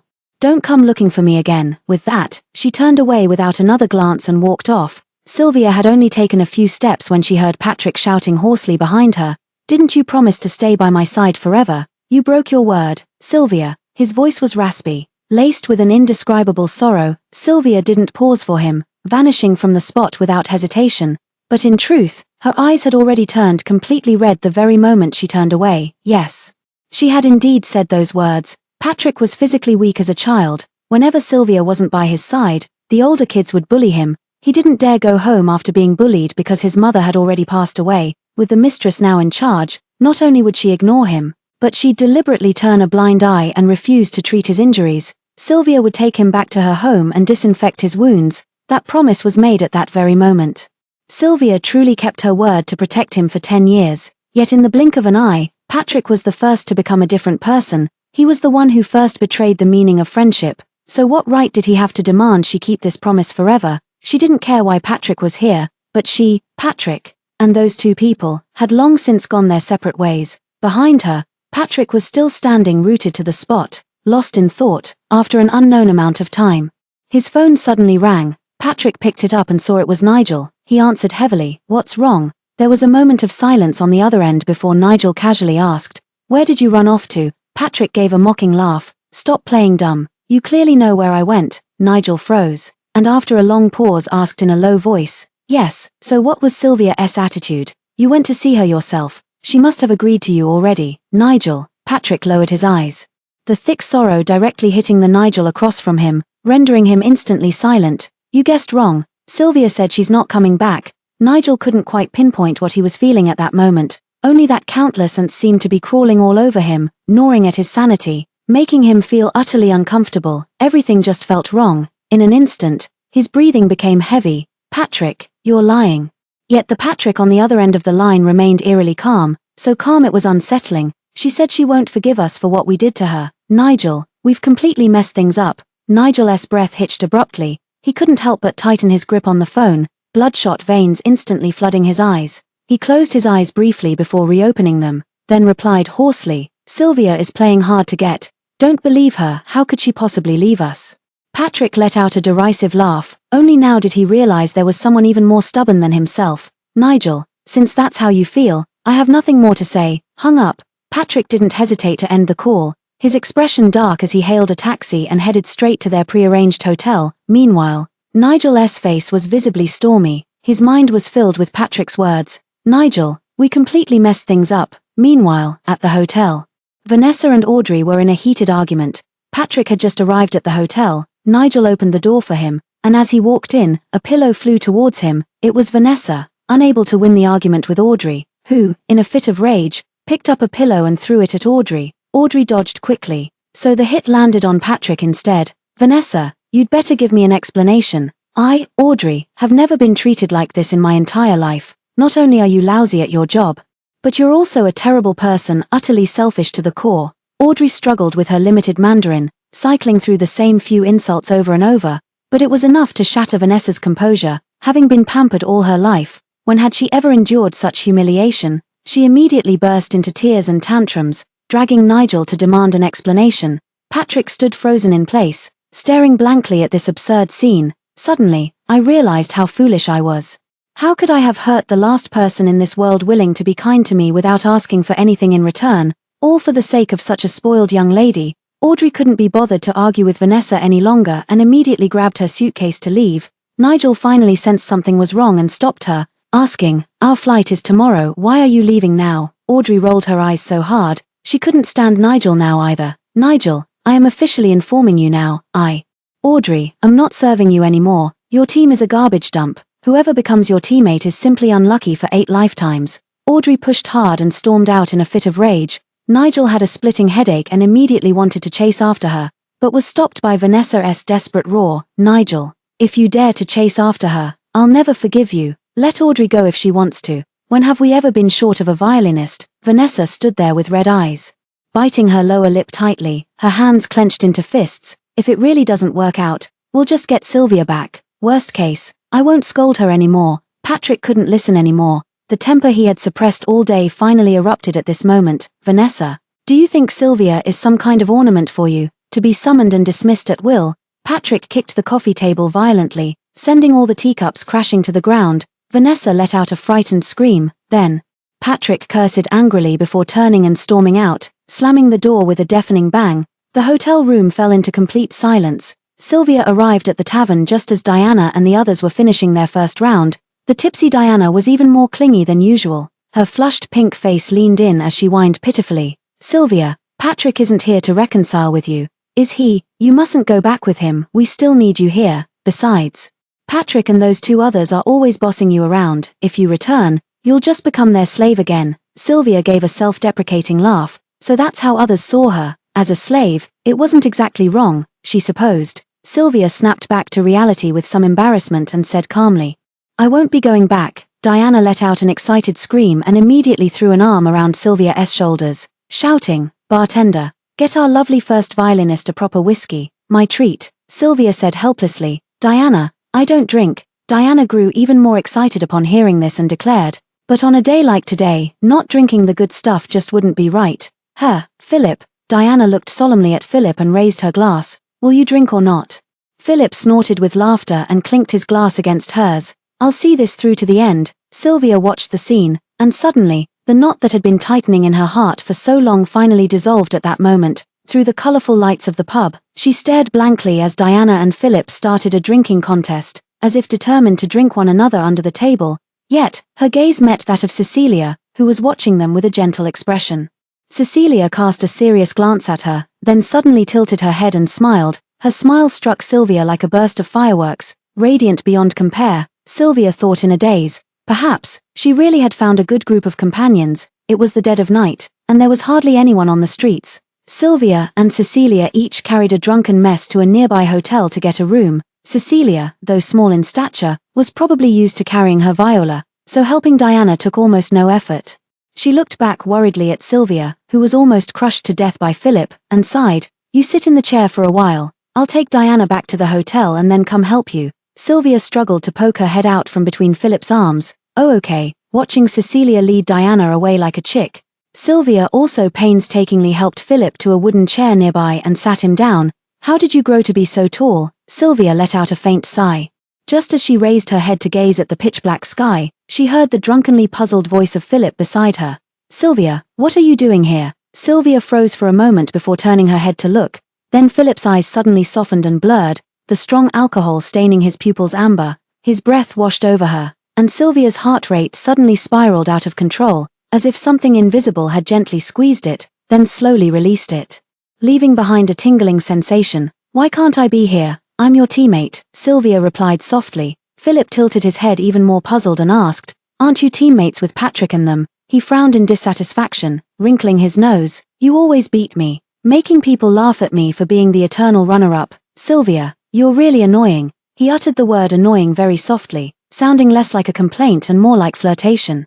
Sylvia's cheeks instantly burned as she turned her head away. So you don't like me as your teammate? I always feel like you're distant with me. Philip let out a muffled grunt and murmured, Of course I have to keep some distance. What if you found out I like you? What would I do then? Sylvia's ears burned instantly, her heart pounding like thunder. At that moment, her mind went completely blank, leaving only Philip's deep voice and the faintest trace of warmth. Sylvia parted her lips, about to say something, when Cecilia's voice came from afar. I'm here to help you. She immediately straightened up, inadvertently pushing Philip off where he'd been leaning against her. Cecilia walked up to them, casting a suspicious glance around at Sylvia. You haven't been drinking either. So why is your face so red? Sylvia could only fan her face awkwardly, laughing it off. It's so hot, so hot. Cecilia responded with a mix of amusement and exasperation. It's almost autumn. What hot are you even talking about? Sylvia, seeing she couldn't brush it off, quickly changed the subject. Let me help you. No need. Cecilia swiftly helped Philip up, as if his 6-foot-tall frame was nothing in her hands. She even had time to glance back at Sylvia. Aren't you leaving? Sylvia exaggeratedly opened her mouth wide. Gentle yet freakishly strong girl. The female lead from the manga has traveled to reality, the consequence of a night of heavy drinking. On the way back to the dorm, Diana kept ruefully tapping her head, complaining incessantly, This alcohol is too strong. My head feels like it's going to split open. As if remembering something, she suddenly looked at Sylvia again. So who passed out first last night, me or Philip? Sylvia pursed her lips, keenly aware of Philip's gaze landing on her face, then suddenly sprang up like a released spring. She quickened her pace and dashed toward the school dormitory. "I don't know," asked Cecilia. Diana and Cecilia exchanged a puzzled glance. "What's wrong? Did someone step on her tail?" "I don't know, but I certainly didn't." Only Philip's expression shifted, and he watched Sylvia disappear from sight with a solemn look. Sylvia walked absent-mindedly toward school when she suddenly noticed someone standing by the dormitory building. "Patrick!" Sylvia snapped to attention instantly, her back straightening rigidly. Patrick looked terrible. He probably hadn't slept all night. Still wearing yesterday's crumpled clothes, his chin was even sporting a bit of stubble, and his eyes were bloodshot. Patrick, when had he ever been in such a sorry state? Wherever he appeared, he always carried himself with an elite demeanor, not like this, not like an abandoned dog. His gaze at her so sorrowful yet stubborn. Sylvia felt a sudden pang in her heart. Though there were at least 20 meters between them, she could still feel his sorrow so intensely it seemed capable of wounding her. Sylvia painfully averted her gaze, pretending not to see him as she walked past. Patrick remained silent, watching her with sorrowful eyes. Sylvia felt something was off, but couldn't quite put her finger on it. It wasn't until the next day when she left the dorm and saw Patrick again that it suddenly hit her. Patrick had resumed his old habit of persistent pestering. Sylvia pressed her lips together and pretended he didn't exist. Sure enough, Patrick followed her again. Perhaps knowing he wouldn't gain anything favorable from her, he didn't initiate conversation, merely trailing behind at a distance neither too close nor too far. Sylvia was eating in the cafeteria when Patrick sat at the table behind her, watching her eat.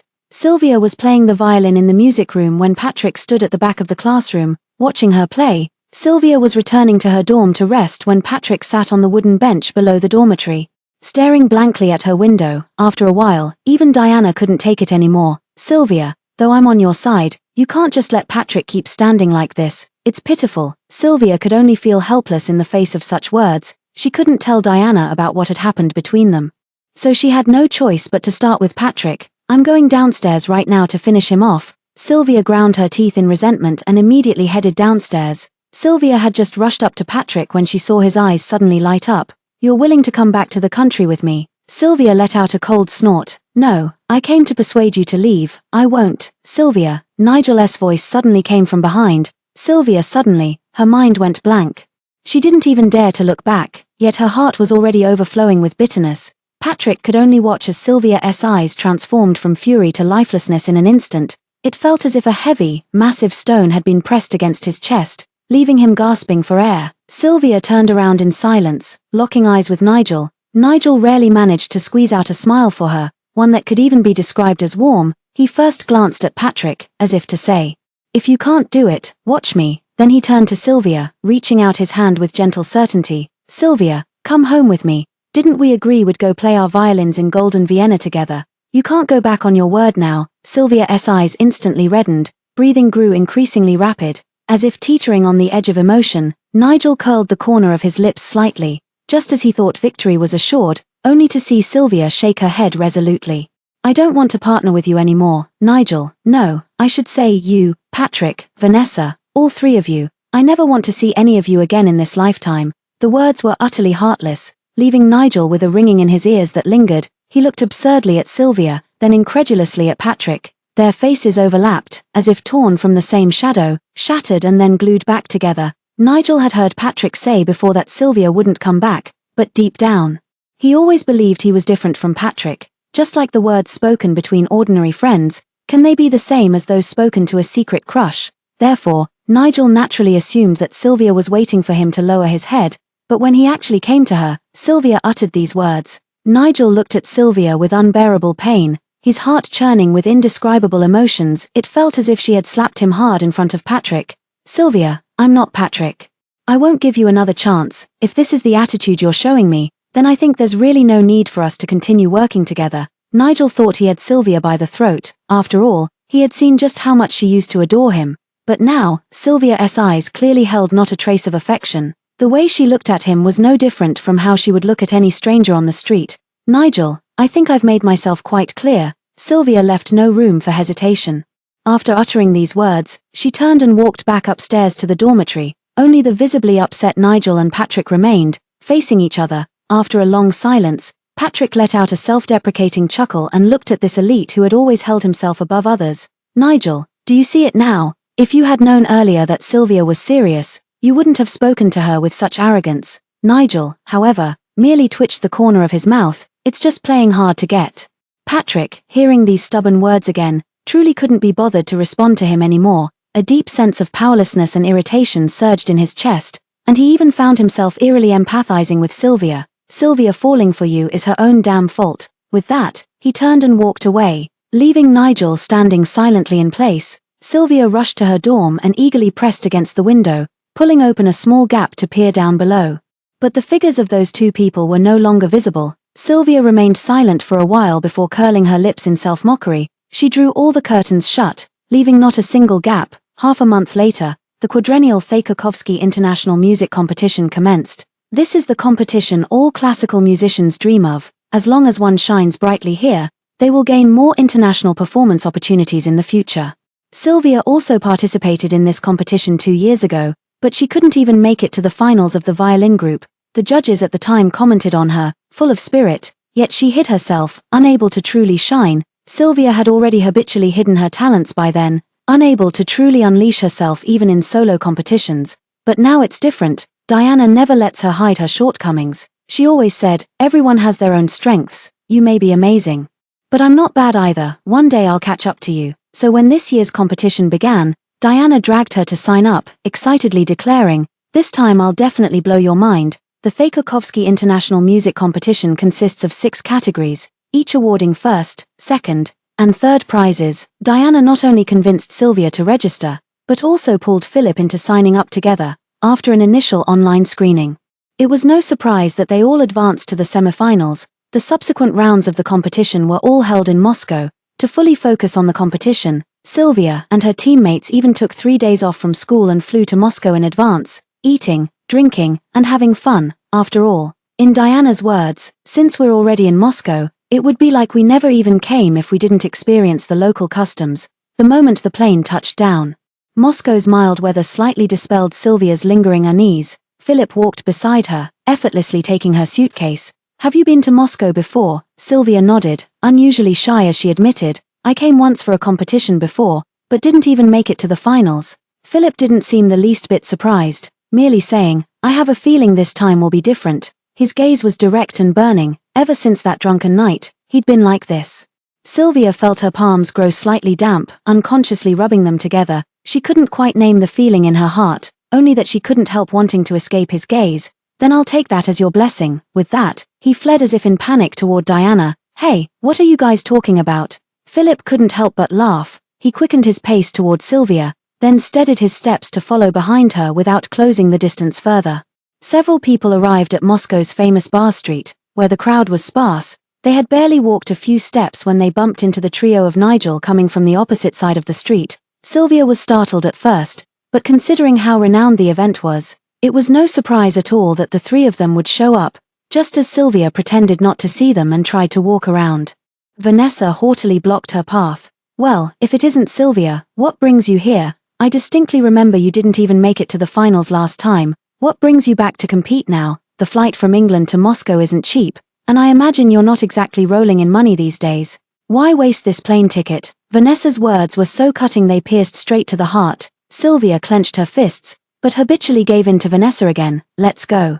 She grabbed Diana's hand, ready to leave, but she didn't expect Diana to explode like a powder keg. He immediately blocked Sylvia, like a large bird protecting its young, and fired at Vanessa. What are you, anyway? A defeated opponent shouldn't bark here. It's embarrassing, don't you know? Sylvia's pupils suddenly constricted. She stared blankly at Diana, her heart suddenly swelling with sour ache. It was a strangely wonderful experience. Before this, whenever she encountered Vanessa, everyone would say the same thing. This is what you owe Vanessa. You should let her have her way. Vanessa is your sister. Why must you always argue with her? Isn't it only natural for you to play second fiddle to Vanessa? What right do you have to compete with her? Such remarks came endlessly, and at first Sylvia still wanted to argue back. Why should I always give way to her? I clearly haven't done anything wrong. Isn't a quartet about whoever's strongest taking the lead? Why do I always have to be the accompaniment? What exactly do I owe her? My mom marrying her dad wasn't my fault. But after a long time, Sylvia stopped saying things like that, because it was useless. Everyone assumed she had to give in to Vanessa, for no reason. This was what she owed Vanessa. But today, Sylvia was about to yield again when Diana stepped in front of her. Diana was like a valiant female knight, charging into battle for her. Sylvia's eyes suddenly grew moist. Oh my god. Did you hear that? How can someone be so shameless? No wonder I disliked Vanessa the moment I saw her. I was talking to a whole new species. Diana's mouth was still firing like a machine gun, spitting out words rapid fire. Vanessa had never encountered someone like this before. Just dealing with Audrey had already given her a taste of how cruel the world could be. When Diana berated her, she even forgot how to retort, her face flushing red as she pointed at Diana and stammered. You, unable to utter another word. In the past, at least she had Patrick to back her up.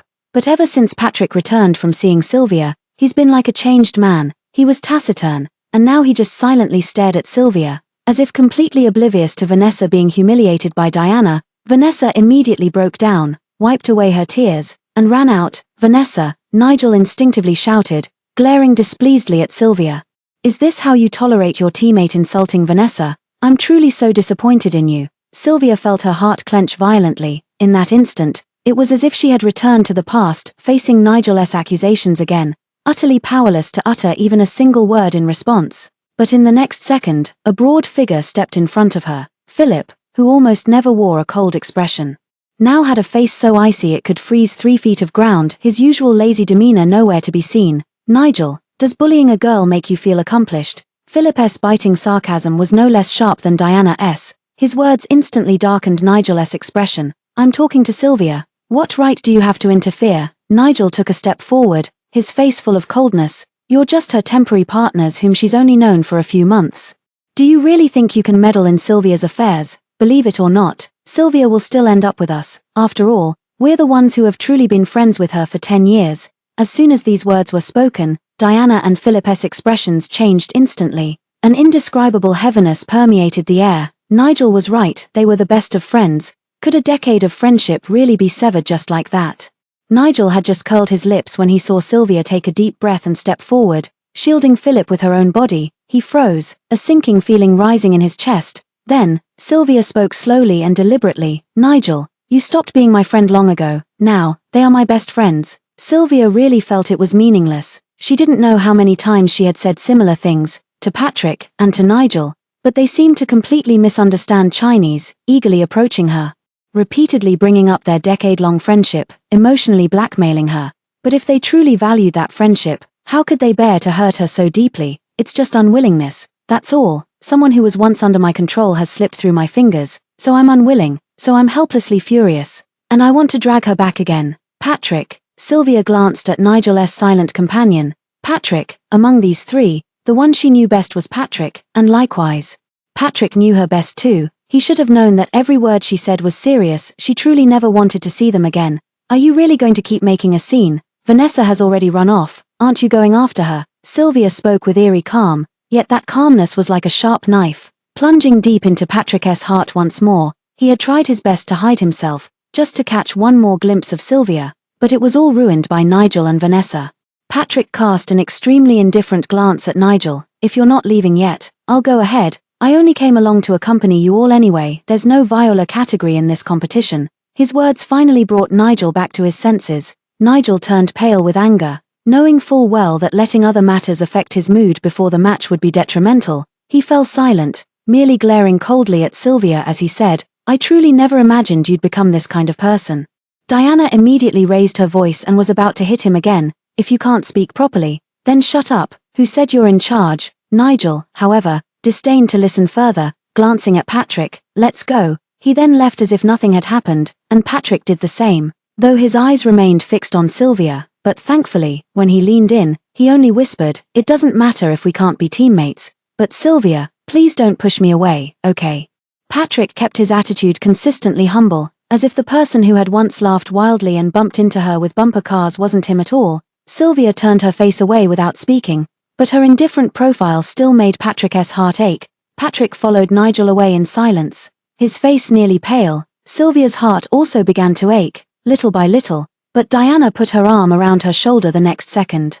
Don't be sad, Sylvia, don't you still have us? Nigel and his friends clearly aren't good people, so it's normal to dump them. This is called getting rid of the dross. Sylvia's foul mood was instantly swept away by Diana's timely interruption. She just laughed and said, that's not how you use discard the dross. Diana, you must not have paid attention in high school Chinese class. Diana was instantly speechless. Sylvia, on the other hand, laughed even more easily.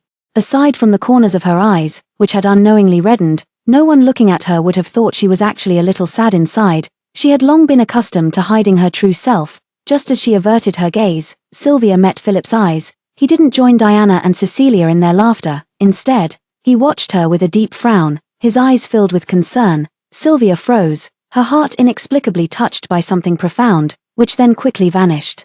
During the semifinal draw, Sylvia drew Group A on stage. As she stepped down, she saw Vanessa provocatively flash her drawn slip. It clearly read, Group A. Vanessa raised an eyebrow sharply and silently mouthed a phrase at her. See you on the field. Sylvia saw it but pretended not to, calmly walking towards Diana and her group. As soon as she sat down, Diana leaned in gossiping. What did Vanessa just say to you? Sylvia repeated it truthfully. She said see you on the field.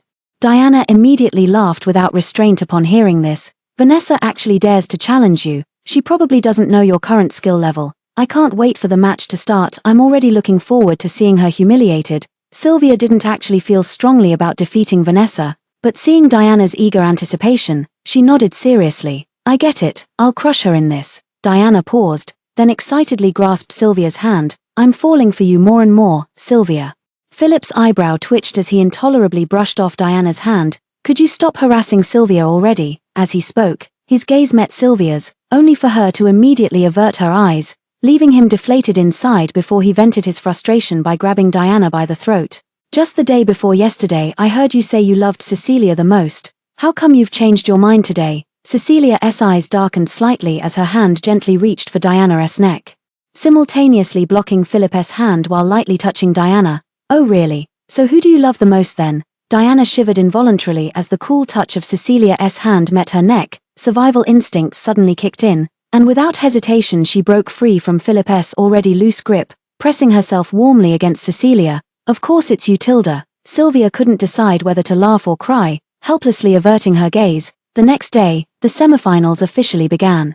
Sylvia carried her violin on her back, parting ways with Philip at the entrance. The violin and cello groups were in different locations. After agreeing with Philip to meet at the cafe across the street when it was over, Sylvia headed to the violin competition venue with Diana and Cecilia. From a distance, you could see Rao Lou and Vanessa arguing at the competition venue again, and even without hearing their voices, just by looking at their expressions, it was clear Vanessa was getting chewed out once more. Diana couldn't help but click her tongue a few times. Sylvia, why does Vanessa always rush to get scolded? Does she have some special kink or something? Sylvia pretended to ponder deeply before coming to a conclusion. Maybe she does. The two exchanged a smile, while Cecilia watched silently from the side, her fingertips twitching slightly. After the competition began, everyone quieted down. Occasionally, after a highly skilled individual finished playing, sparse applause would ripple through the venue. Under the gaze of the world's most accomplished violinists, most contestants falter due to sheer nervousness.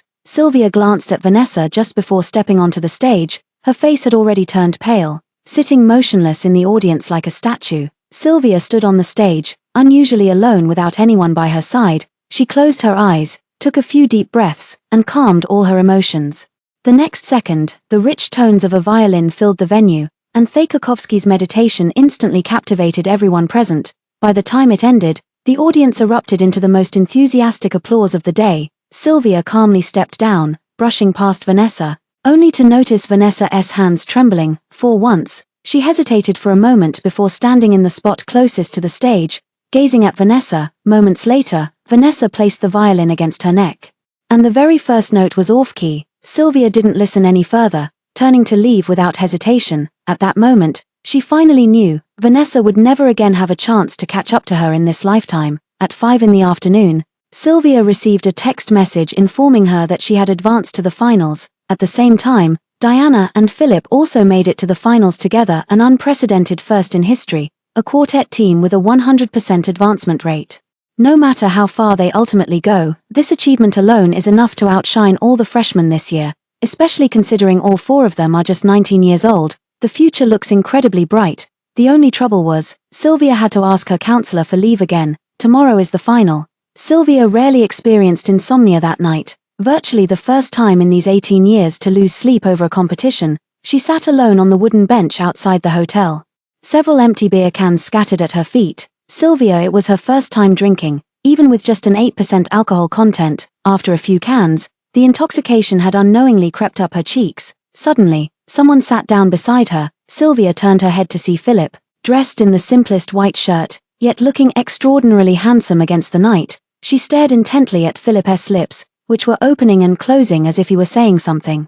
He was probably asking her why she was drinking downstairs alone and hadn't called him. Sylvia, however, had no desire to respond, her mind filled with one thought: what would it feel like to kiss such soft lips? So with alcohol clouding her mind, Sylvia made the most impulsive decision of her life. She leaned in gently, touched lightly, then pulled away, then she licked her lips, tilting her head in confusion as she asked, "Why don't I feel anything at all?" Philip's eyes darkened abruptly.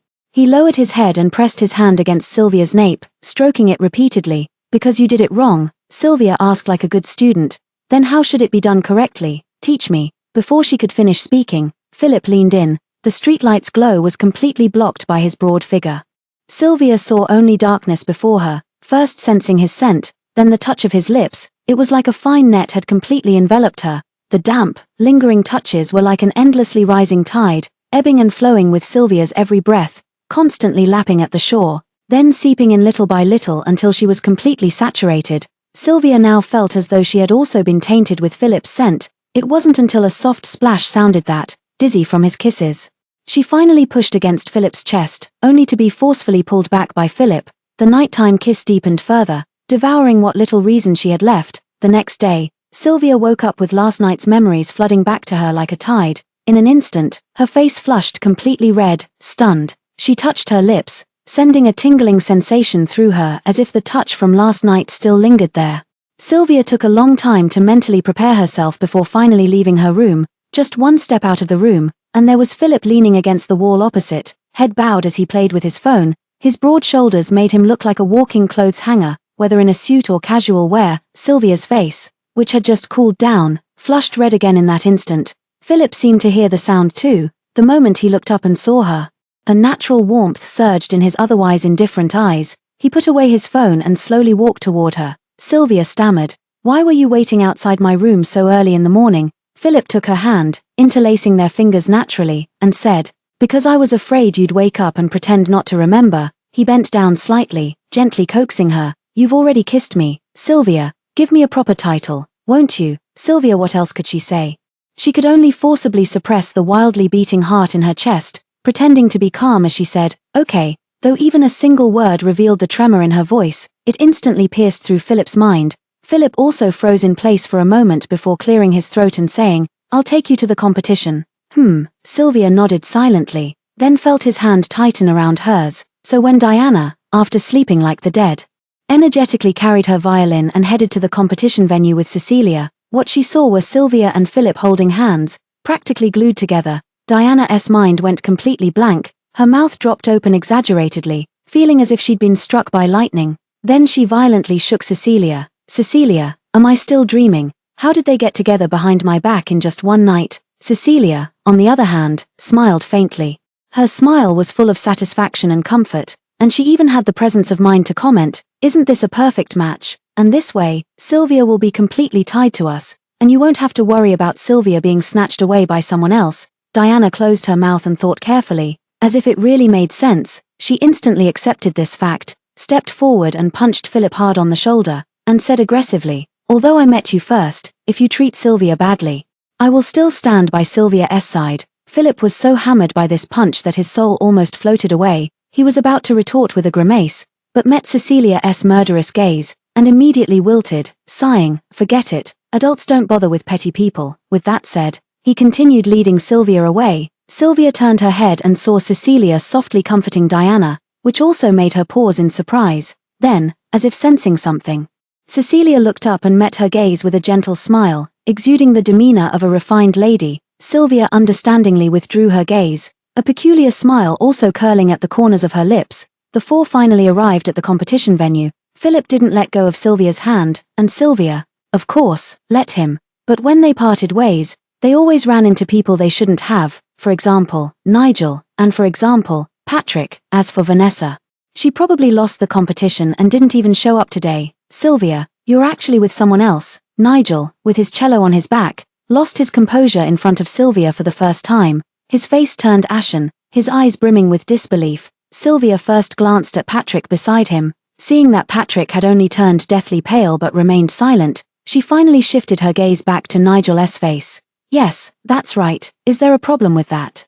Nigel staggered violently, his lower lip bitten hard enough to leave marks. "But didn't you like me?" When this nearly forbidden topic was finally broached between Nigel and Sylvia, Sylvia felt as if a great weight had been lifted from her shoulders. She had waited for this moment long enough. Sylvia gently raised her hand intertwined with Philip's before Nigel's eyes and said calmly, "I did like you, but that's all in the past now. No one will keep liking someone who bullies them. Not even you, Nigel." As soon as the words fell, Nigel's face turned deathly pale. Philip completely darkened at the mention of bullying. Even Diana and Cecilia behind them frowned and grew serious. They had always thought Sylvia's separation from Nigel and his group was, at most, a minor spat. Never imagining they would hear the word bullying from Sylvia's lips. Dislike and bullying are fundamentally two different situations. Nigel stood before Sylvia, feeling as though she had stripped him bare and thrown him into a crowd to face judgment. Their gazes, filled with disgust and resentment, cut into him like knives. Yet he was speechless, unable to utter a single word in his defense. Nigel almost fled in disarray, but before leaving, he shot a resentful glance at Philip. "I will defeat you in the upcoming matches. Once you become my vanquished opponent, Sylvia will naturally realize who she truly should love." Philip returned his gaze with disdain. "I thought so too." The group parted on bad terms, the air between them thick with tension. The 19-year-old boy's fighting spirit burned so fiercely it nearly scorched him. Sylvia was too worried to leave, so she stayed behind voluntarily to watch Philip's match. "My competition isn't until later anyway, so keeping you company wouldn't be a problem." Philip still wore a cold expression, but at least he affectionately pinched her cheek before saying, "Fine then, just wait and watch your boyfriend defeat Nigel." Sylvia froze for a moment. She had never seen such intense competitive spirit in Philip before. For such a laid-back guy to have such a fiercely combative moment was truly something new. Sylvia didn't refuse him, instead giving him a gentle hug. "All right, I'll wait for your triumphant return." Half an hour later, Nigel took the stage first, supporting the heavy and expensive cello. His gaze remained firmly locked on Sylvia in the audience. Then the lyrical sound of the cello rose, showcasing his exceptional skill, concluding the performance with near-flawless perfection. Sylvia, despite her reluctance, she gave a half-hearted clap. When Philip took the stage, Sylvia's heart genuinely trembled. Philip sat at the center of the stage, his long legs slightly apart, his million-dollar instrument casually resting between his knees. The lights fell, and the moment the cello sounded, the audience fell into complete silence. Sylvia stared blankly as Philip played the cello, his arm extended smoothly with the bowing motion, its lines fluid and powerful, each movement carrying an effortless grace. In this moment, Philip was not just a performer, he was more like a poet dancing with the music. "The person you like is truly remarkable." Patrick's voice sounded just as Sylvia remained completely lost in Philip's piano playing. She turned her head to look at Patrick, only to make a startling realization. Patrick had truly changed so much. His once restless temperament had completely settled, and the condescension he used to carry was nowhere to be seen, replaced instead by a more introverted demeanor. "It seems he has truly changed." Sylvia even felt a touch of lamentation, and replied from the heart, "You could have been as formidable as him, but ever since that incident, you changed." Patrick froze. He curled the corners of his mouth bitterly, as if he had finally decided to let go. A desperate expression on his face. "Actually, I didn't isolate you because of Vanessa." Sylvia paused, utterly bewildered. "Then why was it?" Patrick met her gaze, enunciating each word clearly. "It was because of jealousy. Jealousy that the person you liked was Nigel, and not me." Sylvia's mind went blank. She stared at Patrick in disbelief, murmuring, "You, like me." Patrick finally spoke the words he had kept hidden in his heart for so many years, his eyes completely red. "Yes, I like you. I've liked you for a long time." From the first day Sylvia protected him, Patrick fell in love with this strong and generous older sister. It started as friendship, and he didn't know when it turned into love. Patrick wanted to see Sylvia every day, to be the only man by her side. After much deliberation, he finally mustered the courage to confess his feelings, only to find, in Sylvia's room, the love letter she had written to Nigel. Patrick was utterly devastated. He took Sylvia's love letter and went straight to Nigel, originally intending to say, "You know what, the person I like actually has feelings for you." But the words that came out were, "Sylvia actually dares to set her sights on someone like you, how ridiculous." Just as Patrick had predicted, with those words, Nigel, who had initially been somewhat moved by Sylvia's confession, instantly aligned himself with him. I never expected Sylvia to like me. I only saw her as a friend. Watching Nigel put on airs while saying this, Patrick felt so nauseated he could die, yet he dared not speak, his chest crushed by jealousy, followed by an overwhelming sense of resentment. Sylvia, why wouldn't she like him? If that's how it was, then he wouldn't treat her the same way anymore. Who cared about her kindness? And even more coincidentally, Vanessa came running over to them, crying, Sylvia is shameless. She seduced my dad. Her whole family are homewreckers. They're all sluts. Patrick instinctively wanted to curse back, but then suddenly stopped. He glanced at Nigel, and inexplicably uttered the first insincere sentence. And then, this insincere sentence was like a snowball, rolling bigger and bigger, until an avalanche, completely burying him underneath. Nigel, you know I hate homewreckers the most. If you ever talk to Sylvia again, you'll be going against us. You have to choose between us and Sylvia. Patrick couldn't bring himself to tell Sylvia everything that was on his mind, because the moment Philip stepped off the stage, Sylvia averted her gaze from him. She hadn't even finished listening to his confession. She hastily blurted out, "That's all in the past now," and then ran towards Philip without hesitation. Patrick watched, utterly crestfallen, for a long time before he finally thought to himself. His eyes read, yes, that was already in the past. He originally had a chance to compete fairly with Nigel, but he ruined it with his own hands, and now they can't even be friends anymore. Patrick stood up in a daze and walked towards the door. He could still hear Sylvia's voice coming from behind him. "Philip, you're really amazing." These words were like the last straw that broke Patrick's back. He had never been so clearly aware. He had lost Sylvia forever. Forever. Sylvia really gave Philip a proper compliment. Then, Philip raised his eyebrows smugly, wrapped his arms around her tightly, and deliberately shouted loudly, "Of course, look who you're talking to. Unlike some people who are just average but act like everyone else is beneath them. What a shameless act." Diana chimed in right on cue. At that moment, Nigel, who was passing by them, looked utterly lifeless, carrying his cello in silence. He fled in complete disarray. Diana was practically glowing with triumph. Only to notice Sylvia had fallen quiet. Thinking she still had feelings for Nigel, he said somewhat awkwardly, "What's wrong with you?" Sylvia clenched her fists tightly and said firmly, "I must win first place." She seemed deeply motivated by Philip's victory, silently making a vow. That championship would definitely be hers today. Sylvia, as soon as these words were spoken, the previously tense atmosphere instantly dissipated. Diana patted her shoulder and cheered, "Yes.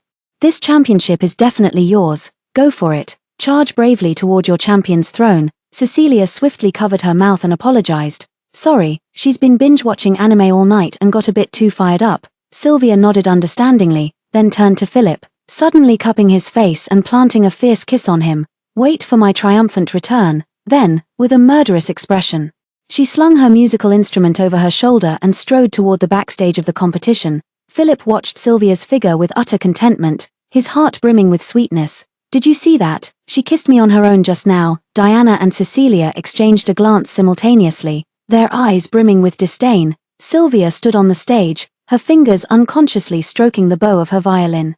She knew every weathered scratch on this violin that had accompanied her for 10 years as intimately as the back of her hand, just like the calluses on her fingers. Each one bore witness to every sleepless night she'd endured over the past decade, every sweat-drenched afternoon practice session, every grueling 5 a.m. morning she'd forced herself to rise. Before she could think further, the judges below whispered, "Begin." Sylvia took a deep breath and placed the bow on the strings.